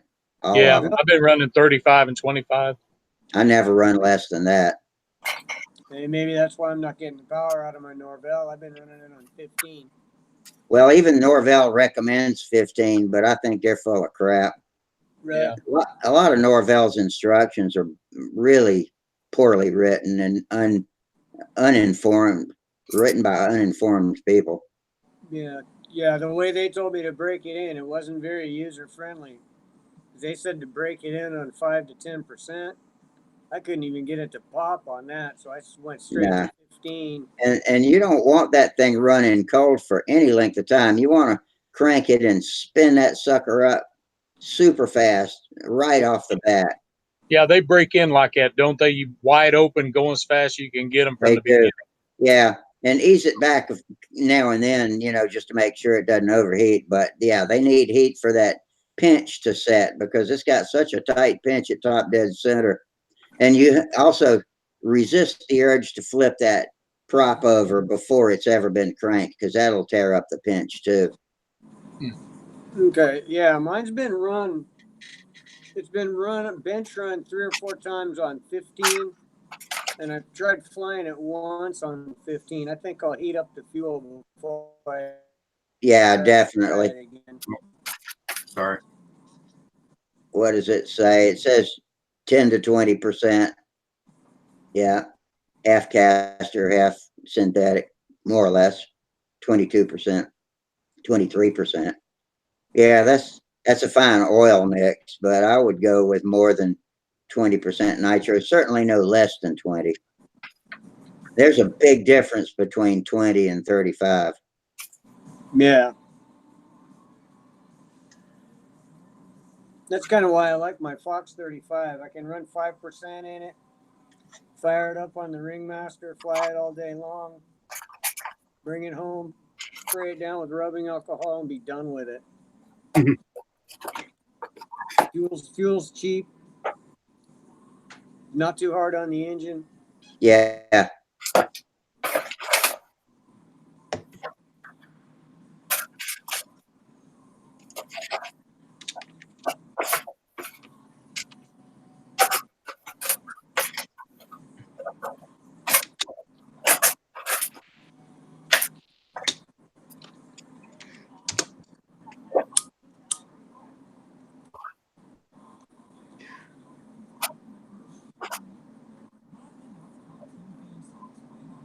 Hmm.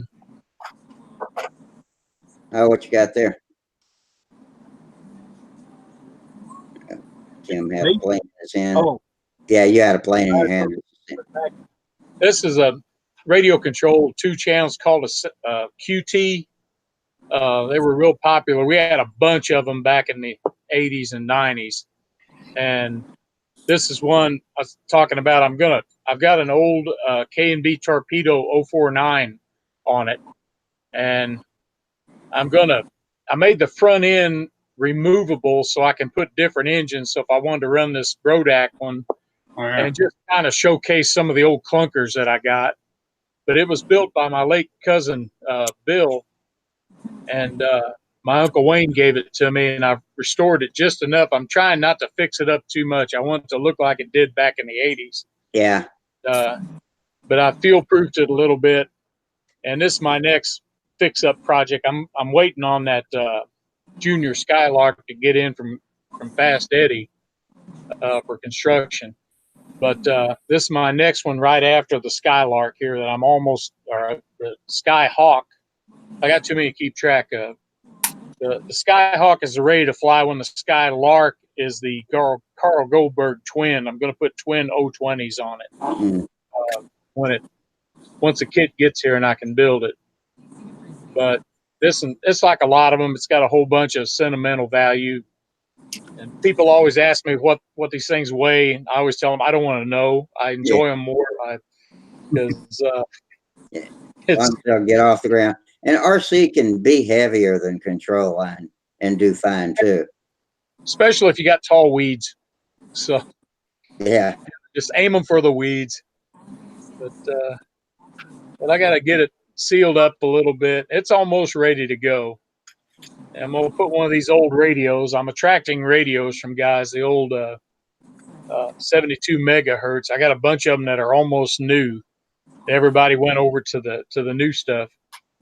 So that's my next thing is to stick a radio, and it's already got servos, and this wire here is a throttle cable. I want to be able to coil up and put it in there, tuck it down inside when I'm not using a throttled engine. But I've run this old McCoy, and it actually runs pretty nice for a dinosaur. What's that yellow prop? I got a bunch of those Bob Zambelli gave me, but I don't know what they are. I got them from Bernie a while back.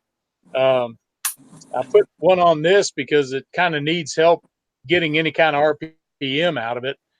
But I've run them on 049s, and they're almost scary. We got a Bernie over here. What's your Bernie's last name? My Bernie? Yeah. I was talking about Cox International Bernie. Oh, that Bernie. Okay. Yeah. But every once in a while, I'll order a bunch of stuff from him just because I'm sitting there and the computer's in front of me, you know? Yeah. So. Yeah, I used to be a pretty good customer over there, but I hadn't bought a lot of half-A stuff lately. Yeah. I would always stock up on the Merlin drop-in heads and clamp rings and TD cylinders. And anytime I had a chance. So I still got a couple of spares of those. Yeah, I got now you can't get the clamp ring and the well, you might be able to get the clamp ring, but you can't get the plugs anymore. Really? I think Merlin died, the guy that owned Merlin. So I don't know if anybody's bringing them back or not. I need to do an inventory. I may have some stuck away that I don't know about. Yeah. But I think Bernie's been out of stock on that stuff, and so has Matt over at X Model Engines. Yeah. Most of my stuff, I've got enough 049 head gaskets to go around the world almost. I got a bunch of them because that's what I always think to order, and then I forget I got a stack of them out here. Yeah, so. But I probably got 10 or 12 of them brand new. Yeah. Yep. Good times. Lots of fun. Yeah. I think I'm going to do a bunch of those head shims when you run the clamp ring type glow plugs because they take so many of them to get the compression down into the Cox range. Yeah. Yeah. I may have to give this a try on that. I may run it tomorrow. Yeah, I'll be interested to see how it goes. Okay. I'll post it. I must have run the thing. I can't remember running it, but I'll stick this on a stand and let's see. It'll be a good project for me tomorrow.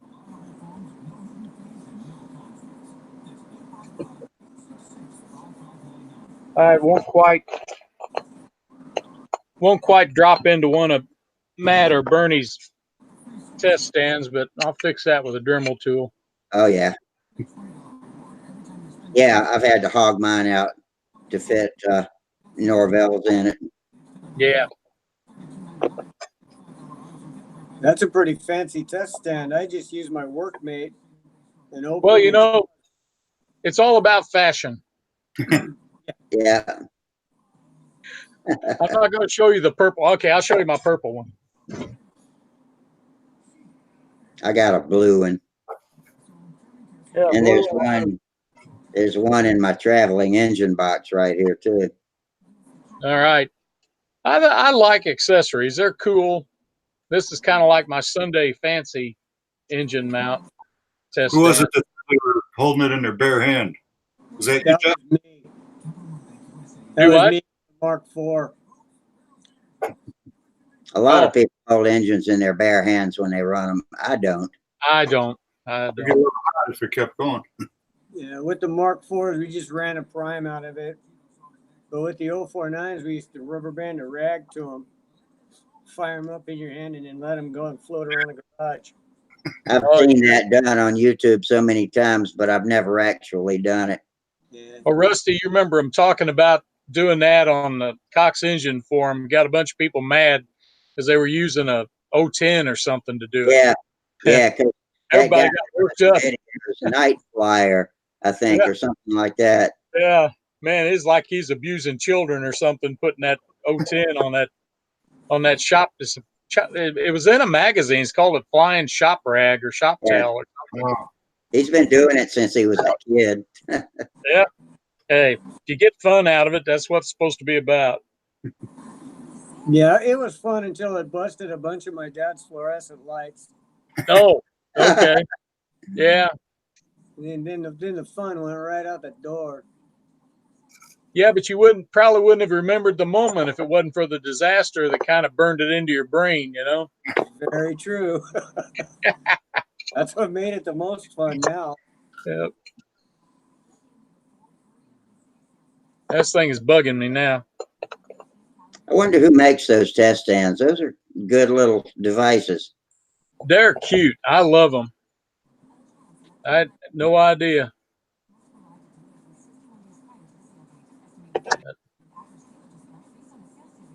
I think I've already talked about I go to the cabinet shop and get a little block of hardwood and fit it inside with all the holes pre-drilled.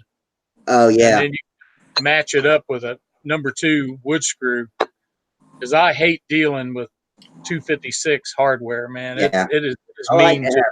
I like to have hex head ones too that I can use a hex driver to twist it in, and that way I don't scratch up the tank. Yep. This ain't gonna bother me now.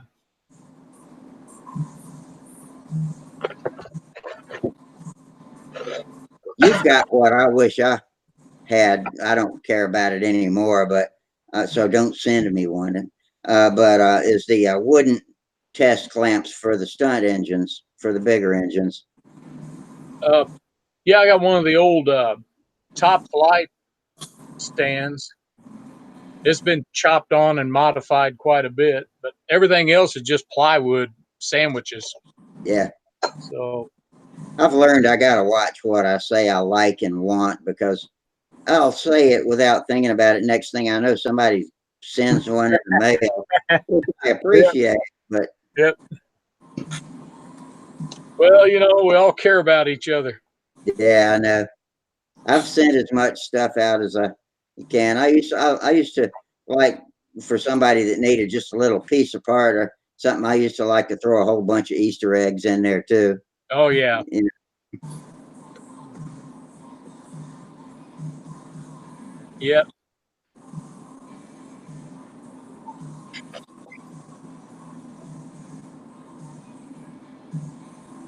let's see what Pat's doing, and looked at him in a while.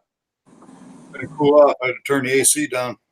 Uh, oh yeah, okay, you're taking a break. Yeah, sweating around the collar, are you? Got hot again. Finally got some rain now. That's good. I've been out watering the lawn trying to save it.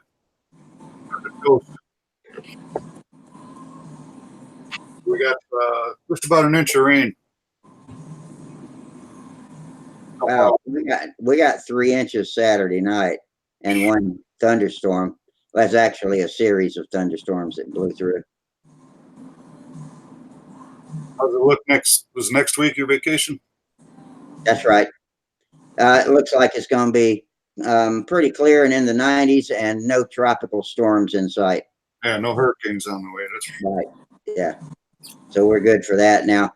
And it's looking like if I can get all the way up the stairs to that beach house, plop me in a rocking chair, and I'll probably be right there all week. So yeah. I'm gonna have to do better than this. I hope this is a fleeting disappointment that's going on today.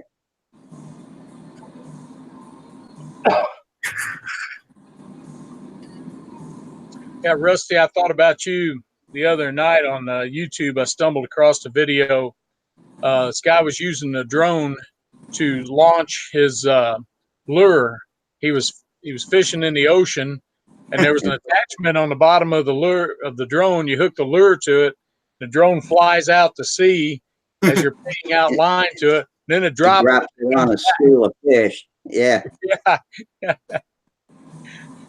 You got the camera too, so you can see where the school of fish is. yeah. There you go. The old way to do that was to, if you were in a creek or something with flowing water, is to tie blow up a balloon and tie a lifesaver, a candy lifesaver to it, and then tie your rig to the lifesaver and throw it out and go out until the lifesaver melts and then drop. You couldn't target it like that though. You can target with the drone and the camera. That's some pretty scientific fishing there, man. Yeah. I never did a lot of fishing out of boats. I've been out deep sea fishing on the big boat once or twice, mostly friends' small boats with 2 or 3 outboard engines on them, and go out farther than where you can see land out to the Gulf Stream. But I hate that. Yeah. I just cannot stand being on a damn boat out in the ocean. So I like standing on the beach with the surf rushing up around my ankles and casting as far as I can through the breakers, and just standing there with the rig on the bottom and leaning the rod over my shoulder and watching people, talking to people, and give it a yank, reel a fish in once in a while. I was always amazed that you could cast it far enough. I guess I don't know how shallow it gets, how soon, but I was always impressed you could stand at the edge like that and cast it far enough to get a fish. A lot of times people cast too far, and the ones that are getting short throws are the ones that are catching the panfish. Yeah, it'd be. Because the surf washes up all kinds of stuff, that crustaceans and all kinds of food that a lot of those fish eat, and so they come into where it's just ankle breakers.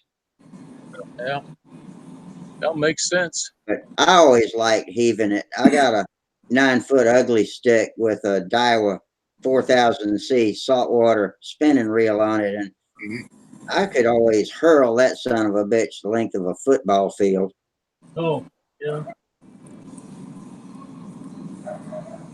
You know,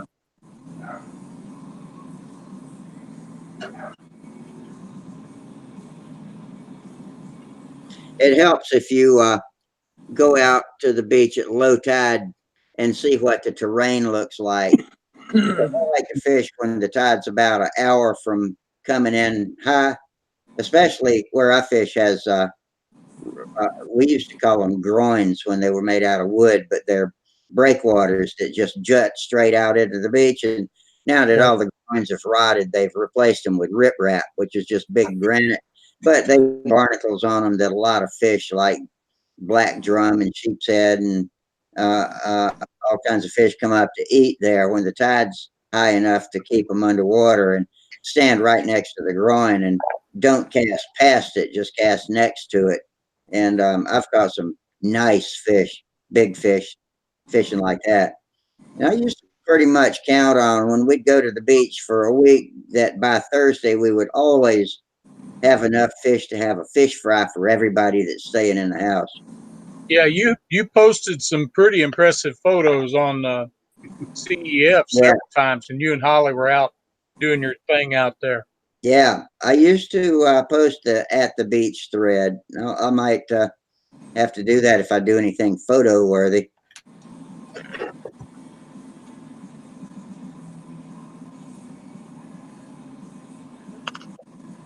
I don't know. I never had the patience for fishing. The only thing I ever caught was a sunburn or a buzz, Yeah,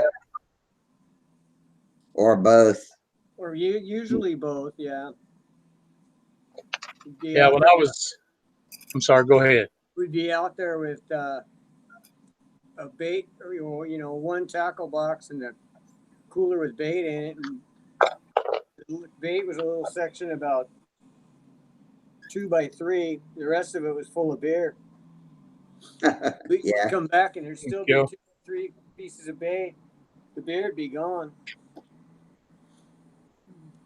I like to And then leave. Am We I, used to have what they call an Olentangy bobber stop. It was a really nice thing where you could set the depth, and I like small inland lakes better. Is where I caught most of my fish, but you could set it at 1 foot or 6 foot if you knew what was out there. And if you just put a couple, 2 or 3 out there and let them, you drink your beer, do whatever you want to do. You wait for some action. yeah. It's You lazy. try it out with a cork floating on top. Any, but it was a special bobber that with like a straw for a tube. Yeah, And you set the depth on it. It's called the Olentangy bobber stop. I bought a whole strip of it. Last time I was at the tackle shop. It's a long time since I used any of it. But a couple times on the big lakes, I never had any luck. I didn't know all the right stuff to do. yeah. Guys had outriggers. Well, like the outrigger would. The outrigger carried the lure far away from the boat. Familiar with those? Yeah, right. I know exactly what you're talking about. You'd have a couple.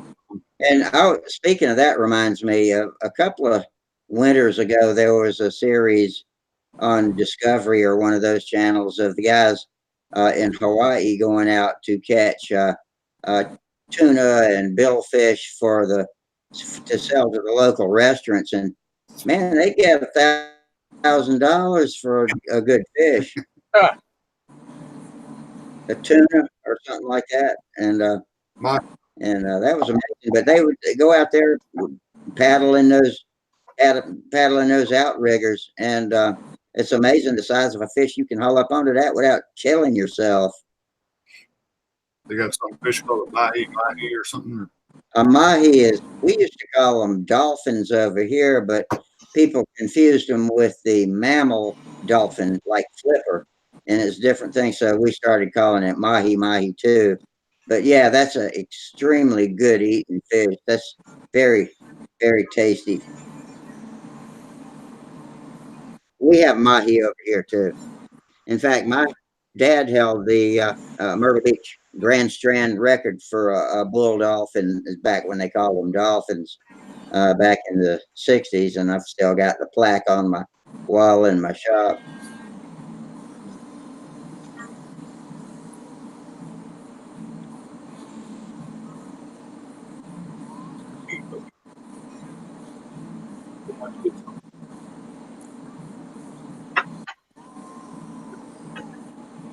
Kim must be grinding. He's on mute or something. Sorry, guys. I'm trying to get away from the mic. No worries.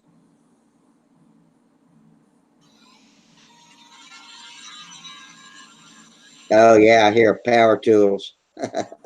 Yep.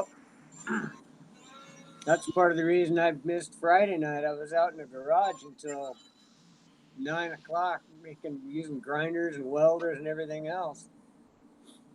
Oh, speaking of welding, I thought of something earlier when you said you were welding, and I've got a decorative yard ornament that my sister gave me for my birthday, and it's a windmill with counter rotating discs of blades, and it's got 4 spikes that were tack welded to the main post that you jam down in the ground to hold it upright, and one of them broke off, and so now it doesn't want to stand up straight.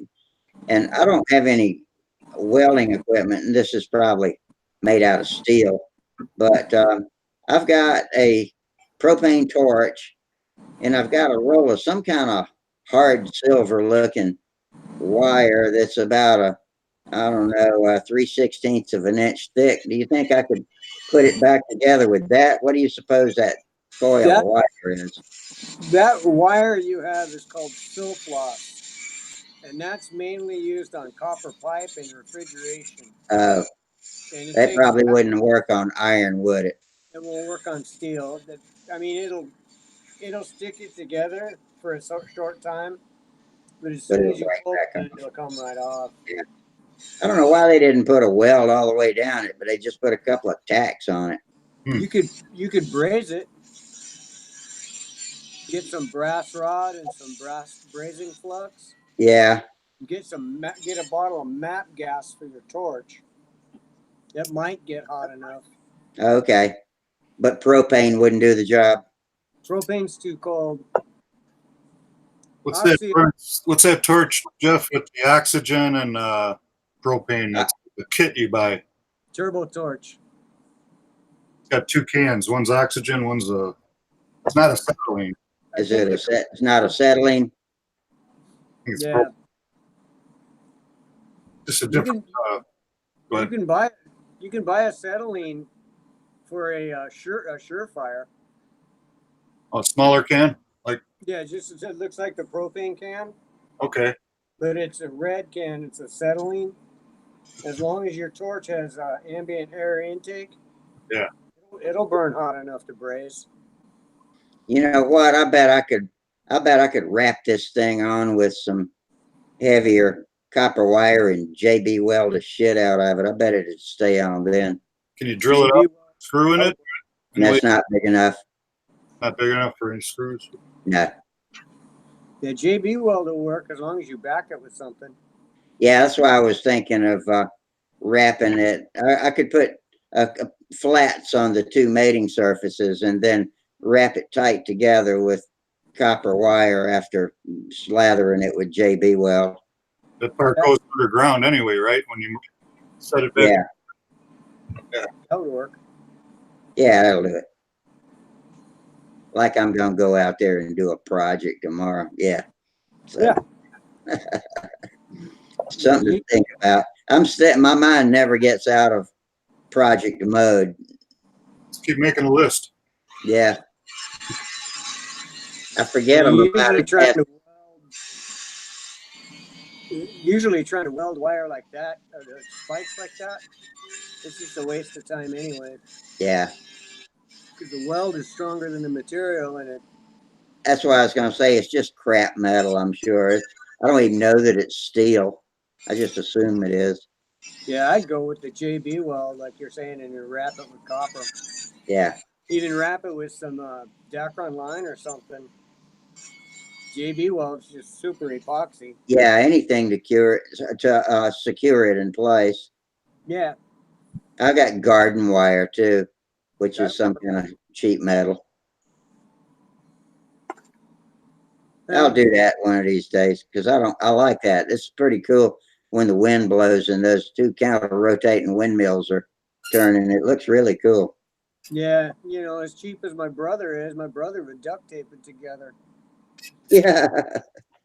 Yeah, the ultra redneck method. I got a roll of duct tape about that big around out in my shop, so I could do that.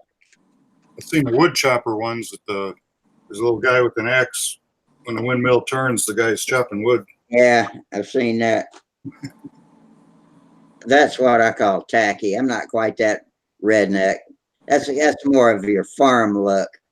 Keeps the bees away from your mailbox for the mailman. Yeah. Ocean.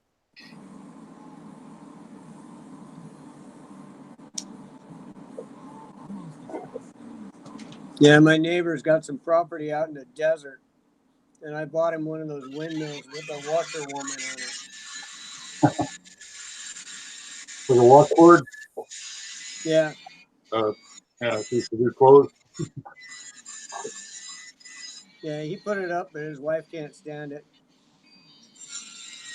Jack Snavely just posted he's been using copper wire wraps forever and epoxy forever instead of soldering. So another tick in the box for wrapping it and slathering it with glue. Yeah, that works. That's what I'll do someday. Very light, powerful.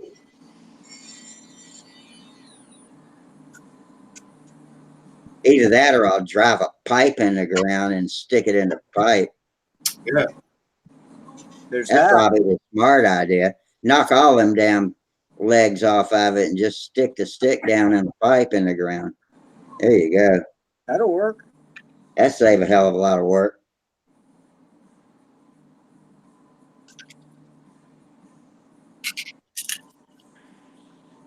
I hammer it down in there with my one lick stick, my 5-pound mini sledge with the 8-inch handle. Man, that thing will drive anything. That's why I call it the one lick stick. Just don't hit your other hand. No, not a problem. Every season, every spring, I'd have to go out on the pool deck and knock all the nail pops back down. And that's why I call it the one lick stick, because I can just walk around, bam, bam, bam. Every nail I hit, one lick, and it was in there. How my deck was. One day I went and put a four containers of screws in it. You get tired of the nails coming up every spring. Yeah. Wore out the electric Yeah, drill. when I replaced wood on it, I did use deck screws. That works a hell of a lot better.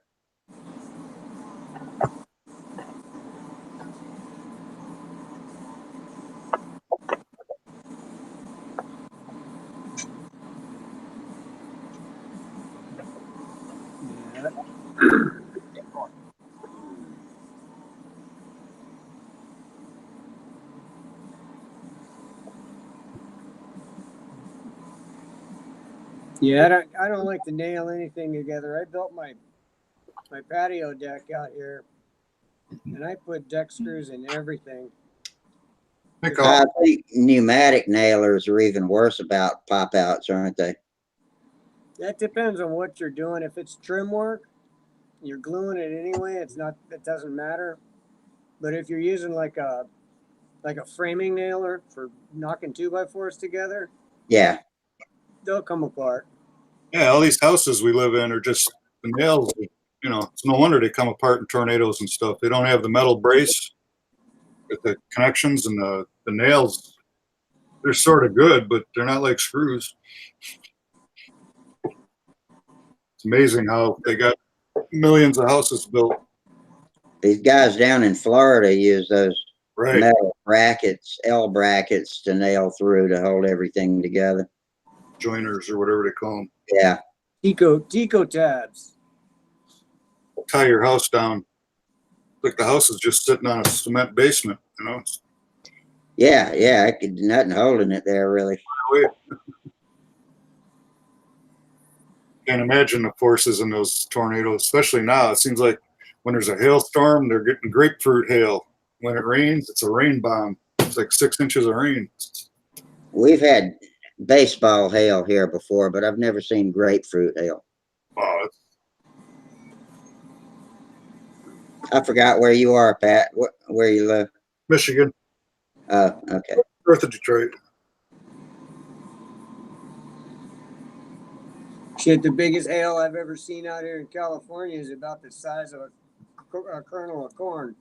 Pea size. Yeah, it's nothing. You can stand outside in that. Yeah, but it looked like it snowed when it gets through too. Piles up. Yeah, you don't want to walk down the driveway in it. It's like walking on ball bearings. Yeah. It's just amazing how much damage the big ones do. Anything outside, if your car is outside, there's cars, Oh Yeah. yeah. the whole Yeah. car, Really dense. the whole car dealerships get hit, and it's, oh, geez. The hood, Yeah. trunk, the roof, the windshield. Yeah. We had a big hailstorm one afternoon here back in the 80s, and so everybody knew somebody that was at the dealer signing a contract and looked out the window and ripped their contracts up, so one or two of those might have been true. You got to check your house after that too. It could be roof damage and Oh yeah. skylights. That's a whole different animal. We start getting more of that stuff. I'm sorry. I'll put up with the earthquakes out here. I don't want any earthquakes. I got no use for that. The I don't like tornadoes though. Those are scary. Especially at night.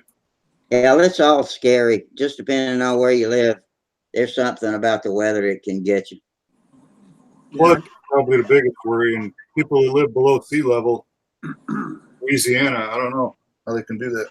Yeah, floods are. I never fully appreciated until we had our first really major flood, 1,000-year flood in 2015, October 2015, and there are people who never did get their houses back. I mean, it's just awful. Well, I don't know. It got real cold here this past winter. At Christmas time, it got down to 51. Oh boy, that's freezing. You had to build a fire in the fireplace. Oh, y'all don't have fireplaces, do you? We have those electric ones with the flashlights in them. Oh yeah. We have those. Yeah, and then in summertime, it got real hot last year. It was 102, 104. Yeah, so that's our extreme. Back in June, we had about 2 or nearly 3 weeks where every day was over 100, and that's when it usually happens here. And then since then, it's cooled off and been in the 80s, and then now it's back up into the like is I think it was 98 every day for the past 5 days or so. Yeah, I think we saw 81 here today.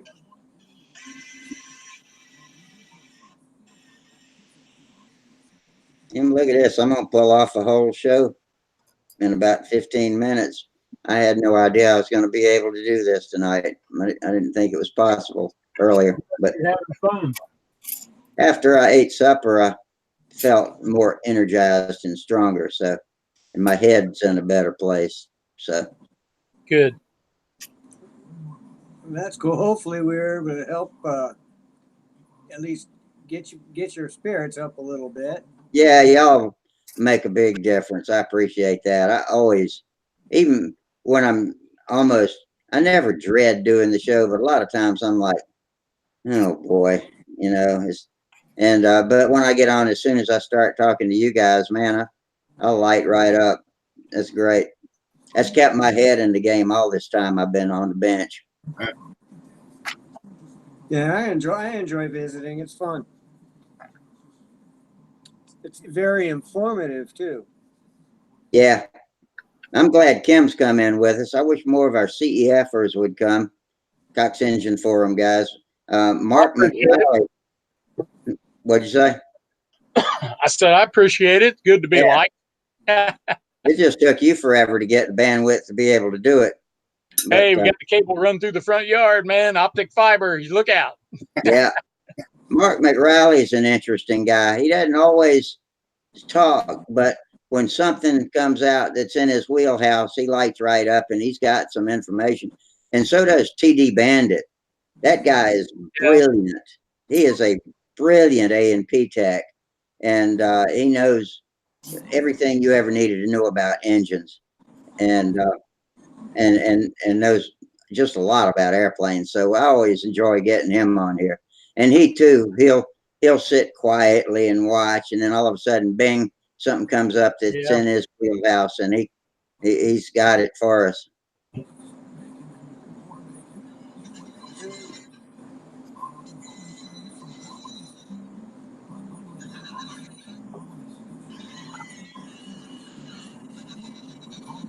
That sounds like a bandsaw over there at Kim's house. Yeah, that's what I think it is. That's what it sounds like to me. I had a bandsaw that I inherited from my grandfather. It was a small one, and it probably had probably a maybe a 5/16 inch blade or something like that. And I played with it when I was a kid, and I never imagined I would ever need something like that. And so I sold it at a garage sale for, I don't know, 50 cents or something. And I couldn't find the little flat deck that went on it until the guy had bought it and was long gone. And about a year later, I found that flat deck, and I have no idea who it was or how to get it to him. But I'm sure he was able to find something. Yeah, I use my bandsaw all the time. I use it for everything. Yeah, bandsaws are wonderful. I use my scroll saw, which is, I guess, the next best thing. Scroll saw is not as fast as a bandsaw, No, they're a lot slower, but but they'll cut anything. I mean, I cut that angle aluminum with them with pretty much ease. I just have to go really slow and watch the blade for flexing, and just let it do its job without pushing on it. Still got my dad's 50-year-old. I think it was made by Dremel before they had the portable tools. Yeah. But the scroll saw. Yeah. And it has a power outlet for a cable drive hand tool. Came out the side. Yeah, I've got one of Does those. it look like that? Yeah, just like. Hang on, I'm gonna click on that and get a look at it. Yeah. Okay, now I'm looking at it. Flashback. Is that a Dremel? That's Dremel. And it's got a sanding disc on it. Yeah, and then you can also hook up the power takeoff in place of it, where you have a little flexible drive. Yeah. But mostly it gets used just like that.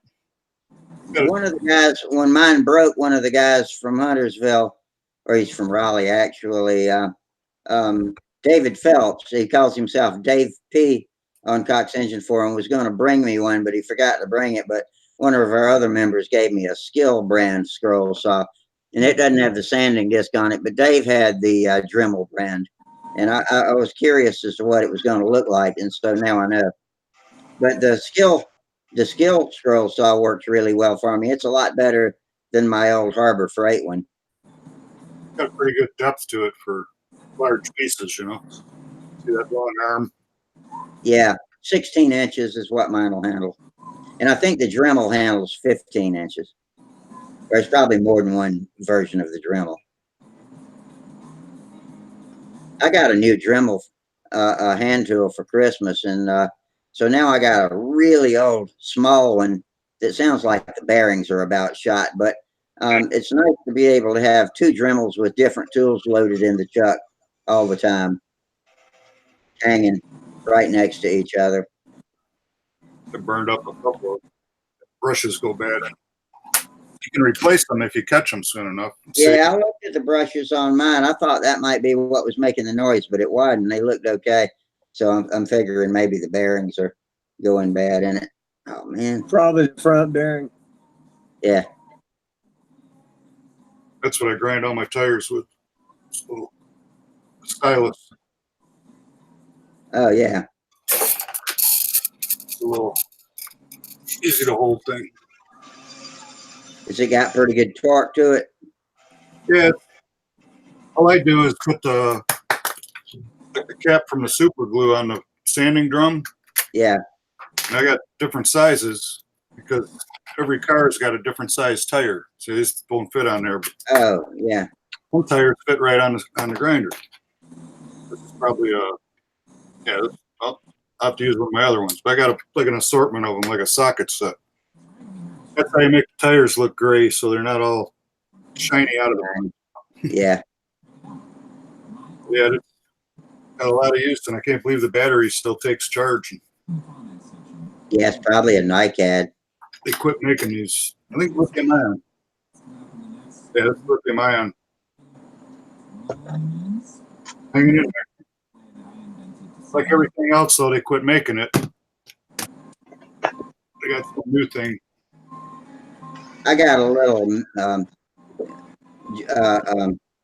Black & Decker drill / screwdriver. It's a pistol grip that has a lithium battery in it, and it's good for light work, you know, and you can hold a charge on it for a really long time.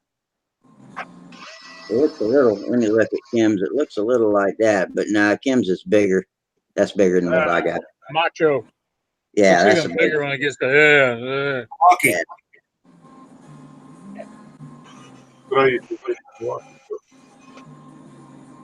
That's a pretty quiet one Kim's using because it doesn't hog the sound like some people's tools do. Sanding's what really, I have to mute people when they start rubbing sandpaper. That's what really takes over the show. But that little drill Kim's using doesn't even take over. Well, it did that time, but yeah. There we go.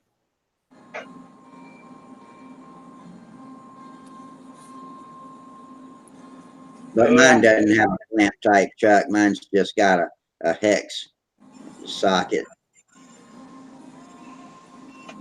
No, it's got the little pullback collar, and you drop in your drill bits. It doesn't even have a pullback collar. It's just magnetic tube with a hex face in it. That works. And I got a great deal at Christmas time. Lowe's will sell like little cobalt packs of accessories for those hex drive electric tools, and I got one that's got all kinds of stuff in it. So it's got little. I don't have any use for impact socket because I don't have a driver for it, but it's got all of the screwdriver bits, and it's got a pretty complete set of drill bits, and it's really a nice little set. So that always goes in the flight bag on contest day. Yeah, they last forever drilling maple and balsa wood. Yeah, doesn't torque them up too much. I'm just surprised at how long it holds charge. I charge it up and use it all damn winter long. Oh yeah. It's actually Holly's drill, and we bought it for her, but it lives out in the shop on my table. But the only time it's ever dead is when she goes and picks it up to use it. Yeah.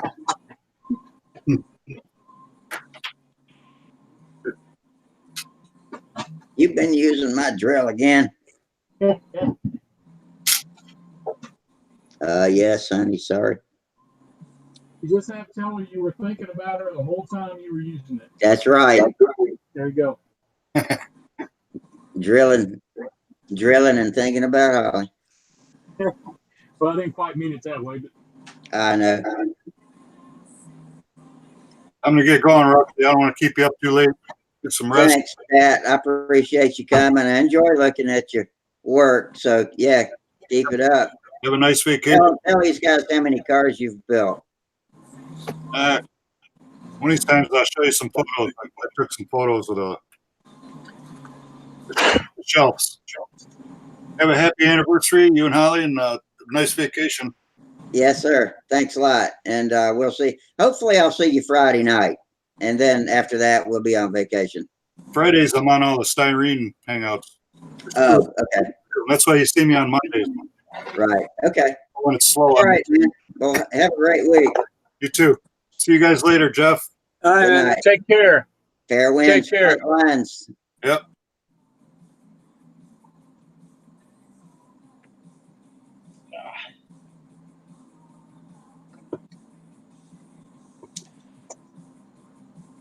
Well, this has been a short but good Yeah. show tonight. Yeah, it's a good visit. Yeah. Good visit. So, yeah, I'm going to sit here for a while. You want to shut it down, please go ahead and have a good night's rest, hopefully. I'll make it official and go right up to 12 o'clock. Then Okay. I'll cut off the YouTube feed if you and Jeff want to keep talking, then that'll be fine too, because this doesn't have to be closed. No, I'll be Well- going here in a few minutes myself. Yeah, me too. Yeah, I'm gonna getting go this far. I'm getting a cricket in my neck sitting here. Yeah. I got stirred up about this Brodak engine, so now I want to put it on the mount and then maybe run it tomorrow. Oh, is that what you're working on right now? Yeah, I had to gouge out the engine mount or the Yeah. test stand, but I'm starting to get a little punchy, so. Yeah, when you start dropping and misplacing things and getting Yeah. the band-aids out. Yeah, I haven't drilled a hole in myself or anything like that yet. So, but now I got to look at this silly thing. I honest to gosh don't know if I've ever run it. Well, if it flips over freely, it's probably never been run with caster. Okay. It turns fairly easy. Seemed like this was the one they were picking on, saying it didn't have any power, but I can't keep everything sorted in my little brain. Does it? Yeah, I think you're right. That's the early model. Yeah. Does it feel like it's got a good compression when you flip it through?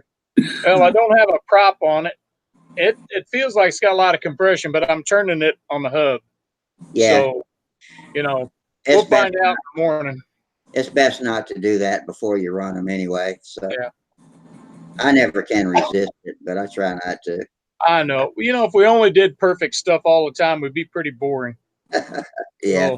So, that's like using an electric starter on them. I got that little Hornet starter. If I get frustrated, I just jam it on there. Put that starter on it and pull the trigger. Yeah. I've got 4 old engines that have been abused forever, but they still drag my crap in the air. So if they do that, I'm pretty happy camper. Yeah, they'll probably outlive you. Oh, yeah. Everything in here is going to be some kind of hellacious estate, whatever.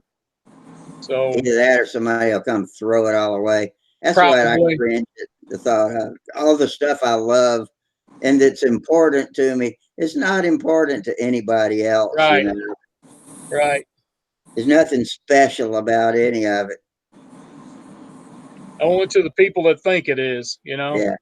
And that's why I was joking with Ron Cribbs a while back, several years ago. I said, my buddy Vince going to be in charge of my estate, so he may contact you, say, you want some of this silly Cox engine stuff, and he'd come and get it. But I ain't going to worry about dying yet. When I kick the bucket, I do have Ron Cribbs's TD010 that I would hate to have somebody throw away. So, We ought to just swamp him. We'll all put him in our wills. yeah. If that occurs to you that I ever said that, when the time comes, then see if you can get somebody to send it to you or something. Oh, I guess okay. I ought to just send it back to him now, because I'm not going to. I'd like to fly it, but damn, I'd like to fly anything at this point. Yeah. Yeah. I don't know. I try not to think too much about it. My uncle's on kind of a kick now where he's wanting to talk about dying, and the guy's 90 years old, so he has a right to do it. But Yeah. kind of brings me down a little bit. Yeah. it I guess every man gets to some point in his life where his mortality becomes more real to him. Yeah. You know, I hate to say it, but I'm reaching that point. So, Well, and it might pass. You know, it yeah, might. So, I hope so. Let's hope it Well, does. I yeah, think a because guy. who's going to do the show? I'm gonna have to get Kim can take over the show. Let's see who would be good. Let's see. Oh, you know who would be a good host is Dennis. What's Dennis Dennis? Adamson? And yeah, yeah, Yeah. yeah. He would probably make a great host if he wanted to do it. You could But get Mike Lonke to do it, but you'd never be able to say anything. no, Charles Carter is too busy with his family. Otherwise, I would suggest Charles do it, but he hadn't got time to. Yeah. At one time, me and Sparky were thinking about a regular substitute host that we could swap off with, but it never developed. And it turned out I didn't really need it because I want to do the show every night. I miss it if I'm not doing it. Some nights I wish I had a show. Like Wednesday night, I'm thinking, oh damn, I don't have a show tonight. So Yeah, I have a good time with it. It's been fun. yeah, Even you were a long time watcher out there on the tube. I'm glad you finally came in here. yeah, even watching on the tube, it was still as informative. You ask a question and you get an answer. At least 95% of the time. Most of the time, sometimes I lose track of it. That's easy to do though. Yeah, no kidding. Yeah. Yeah, there for a long time I was watching in stealth because I didn't know there was a chat box on the YouTube. I found that by accident. If you're watching on a phone, the chat box is hidden way down at the bottom. Yeah. Yeah. You got to hold the phone vertical and scroll up and up and up and up and up, and finally it'll pop up. Hmm. Yeah, I was watching on my iPad, but I'm about as savvy with this iPad as I am an 049. I know how to flip it and fly the plane, but I don't know all that much about it. I got a Android Note. I call it a tablet, I guess. It's the equivalent of an iPad in the Android fashion, and it's less of a pain in the ass than a phone, but it's still not as good as the real thing, a PC computer. And guess what? Steve Hines just joined the group in time to say good night. Let me let him in. Hey, Steve Areno, what's happening? Just woke up. Samantha called me and I was sound asleep. Oh, I hate being woke up by the phone. Well, I told her to call me because she's got her apartment and she came over tonight to fly, but it was so windy we didn't fly. And she went to put that thing on her couch. I can't think. Couch cover or whatever. And to let me know how if it fit and everything else. We ordered it online. And she said it fit good. So, but she figured I was going to be here talking tonight, which I planned on. Yeah. I wasn't been sleeping. Oh, I didn't think I was going to do a show. In fact, when I came over here to the computer for the purpose of announcing that we weren't going to have a show because I'm not having a good day, to say the least. And once I sat down, I said, hey, well, it's just comfortable. I'll go ahead and fire it up. And turns out it's been a small show, which was good, but it's been a good, fun show. So I'm glad. Did Dick get on from the Nats? I saw a picture of him with Sam, but Yeah, no, he had nobody from Muncie has been on the show. yeah, because he said he was going to be on tonight, and he brought his laptop and everything, so that him and Mike and everybody could get on. They had terrible Wi-Fi. Yeah, it was, you know, that's like I told him. I said, well, one time there in South Carolina from that one motel, I could get on and I was on for a little bit. And every place else I've tried, the Wi-Fi is so crappy, you Yeah. can't get on the show. Oh, you mean in Huntersville? Yeah, that one motel you told us to go to. Yeah, that's actually in North Carolina. But yeah, the Super 8. Yeah, their Wi-Fi is not too bad as long as it's not too busy. When all us control liners show up, it gets kind of clogged up. The best Wi-Fi I ever had in a motel was there at Brodak when we got on. And I think that was faster than what I have at home. And that was that little 1960s motel that was all refurbished. And the rooms were so nice. It was just a little U-shaped motel. Make sure you got good internet security on your device before you go hooking up to hotel Wi-Fi's, because there are people that are there just for the purpose of capturing people's information. Oh, okay. Okay, guys, it's after 12, and hey, I made it. So y'all lifted my evening. I appreciate that. This was a great show, and so hopefully I'll be back Friday in bigger, better, faster shape. And so to all, fair winds, tight lines. Appreciate y'all coming, and we'll see y'all later. Yeah, That goes sorry. to YouTubers out there too. We got 7 YouTubers out there, which that's a small crowd too. So we appreciate that. I think we got 1 or 2 super chats, and another one possibly on the way. So Well, everybody, Rusty, thanks a lot. I hope you have a good night's sleep and a good week, man. Really do. Yeah. Yeah, We thanks, think Kim. about you. Thanks, Kim. I appreciate it. I'll do my best. I'll try to keep my head up, you know. And, Okay. all right, like Mr. Natural, I'll lean into it and keep on shuffling. All right. All right, we'll see y'all later. Take All right, care, dude.